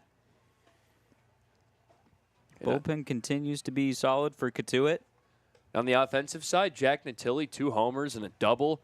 Probably his best day in a stretch of really good games, so you can look to that as, hey, this guy is really coming around for your offense and doing a whole lot of good. He's been hitting the cover off the ball, and you can only hope he just continues that into YD tomorrow. The last 5 games for Jack Natilli, he is 8 for 17, scored 6 runs, 2 doubles, 4 home runs, 8 ribbies, a walk, and 2 strikeouts. You ready for his line? 471, 524, 1294? Yes, 1294 is the way you would say that. OPS of 1818. Just monster numbers right there from Natilli, and he backpacked this offense today, and you hope you can get some more contributions up and down. And, well, you did today. Luke Lavin had a couple of hits, big double down the right field line. Ryan Farber had a couple of hits. Jared Vincula got walked and had a hit himself. But on days like this, you're just going to have some more of that clutch hitting, and it's just tough when you get a guy out there like Steele Murdoch who just goes out there and shuts the door. You got to tip your cap to him for a really strong bottom of the 9th. No, Murdoch has been nails for Orleans this season. 2.35 ERA, and when you're a reliever, that's a pretty solid ERA. At any rate, that's just great numbers from Murdoch, and he doesn't get the save, but it almost felt like he did with how this game ended. It's a beautiful evening, but a tough way to end this ball game. And, you know, at least we got this picturesque sky. Beautiful baseball sky. Just picture perfect. Words can't do it justice. Pink clouds on a blue background. Swirls of purple. Just magnificent. Beautiful backdrop here at Lowell Park. Lucky to call this our home broadcast booth. I'd say so, too. It's a great place, and this was another fun baseball game at Lowell Park. Just a tough ending. Cats tomorrow take on YD. That's at YD on the campus of DUI High School. Excited to go back out there for the 2nd time this season. Connor, any final thoughts on this one? Things are looking up tomorrow at YD. Go and try to get yourself another victory there. That game tomorrow at 5 o'clock local time. For our producer and directors, Sorka Lewis and Riley Lewis, for the 3rd member of our team, Brooke Kilgore, you can check out all of her post-game interviews on the Kettleers official YouTube channel. For my partner in crime, Connor Shue, I'm Chris Albright saying good night from Lowell Park. The final score in this one, Cotuit 2, Orleans 2. Have a good one.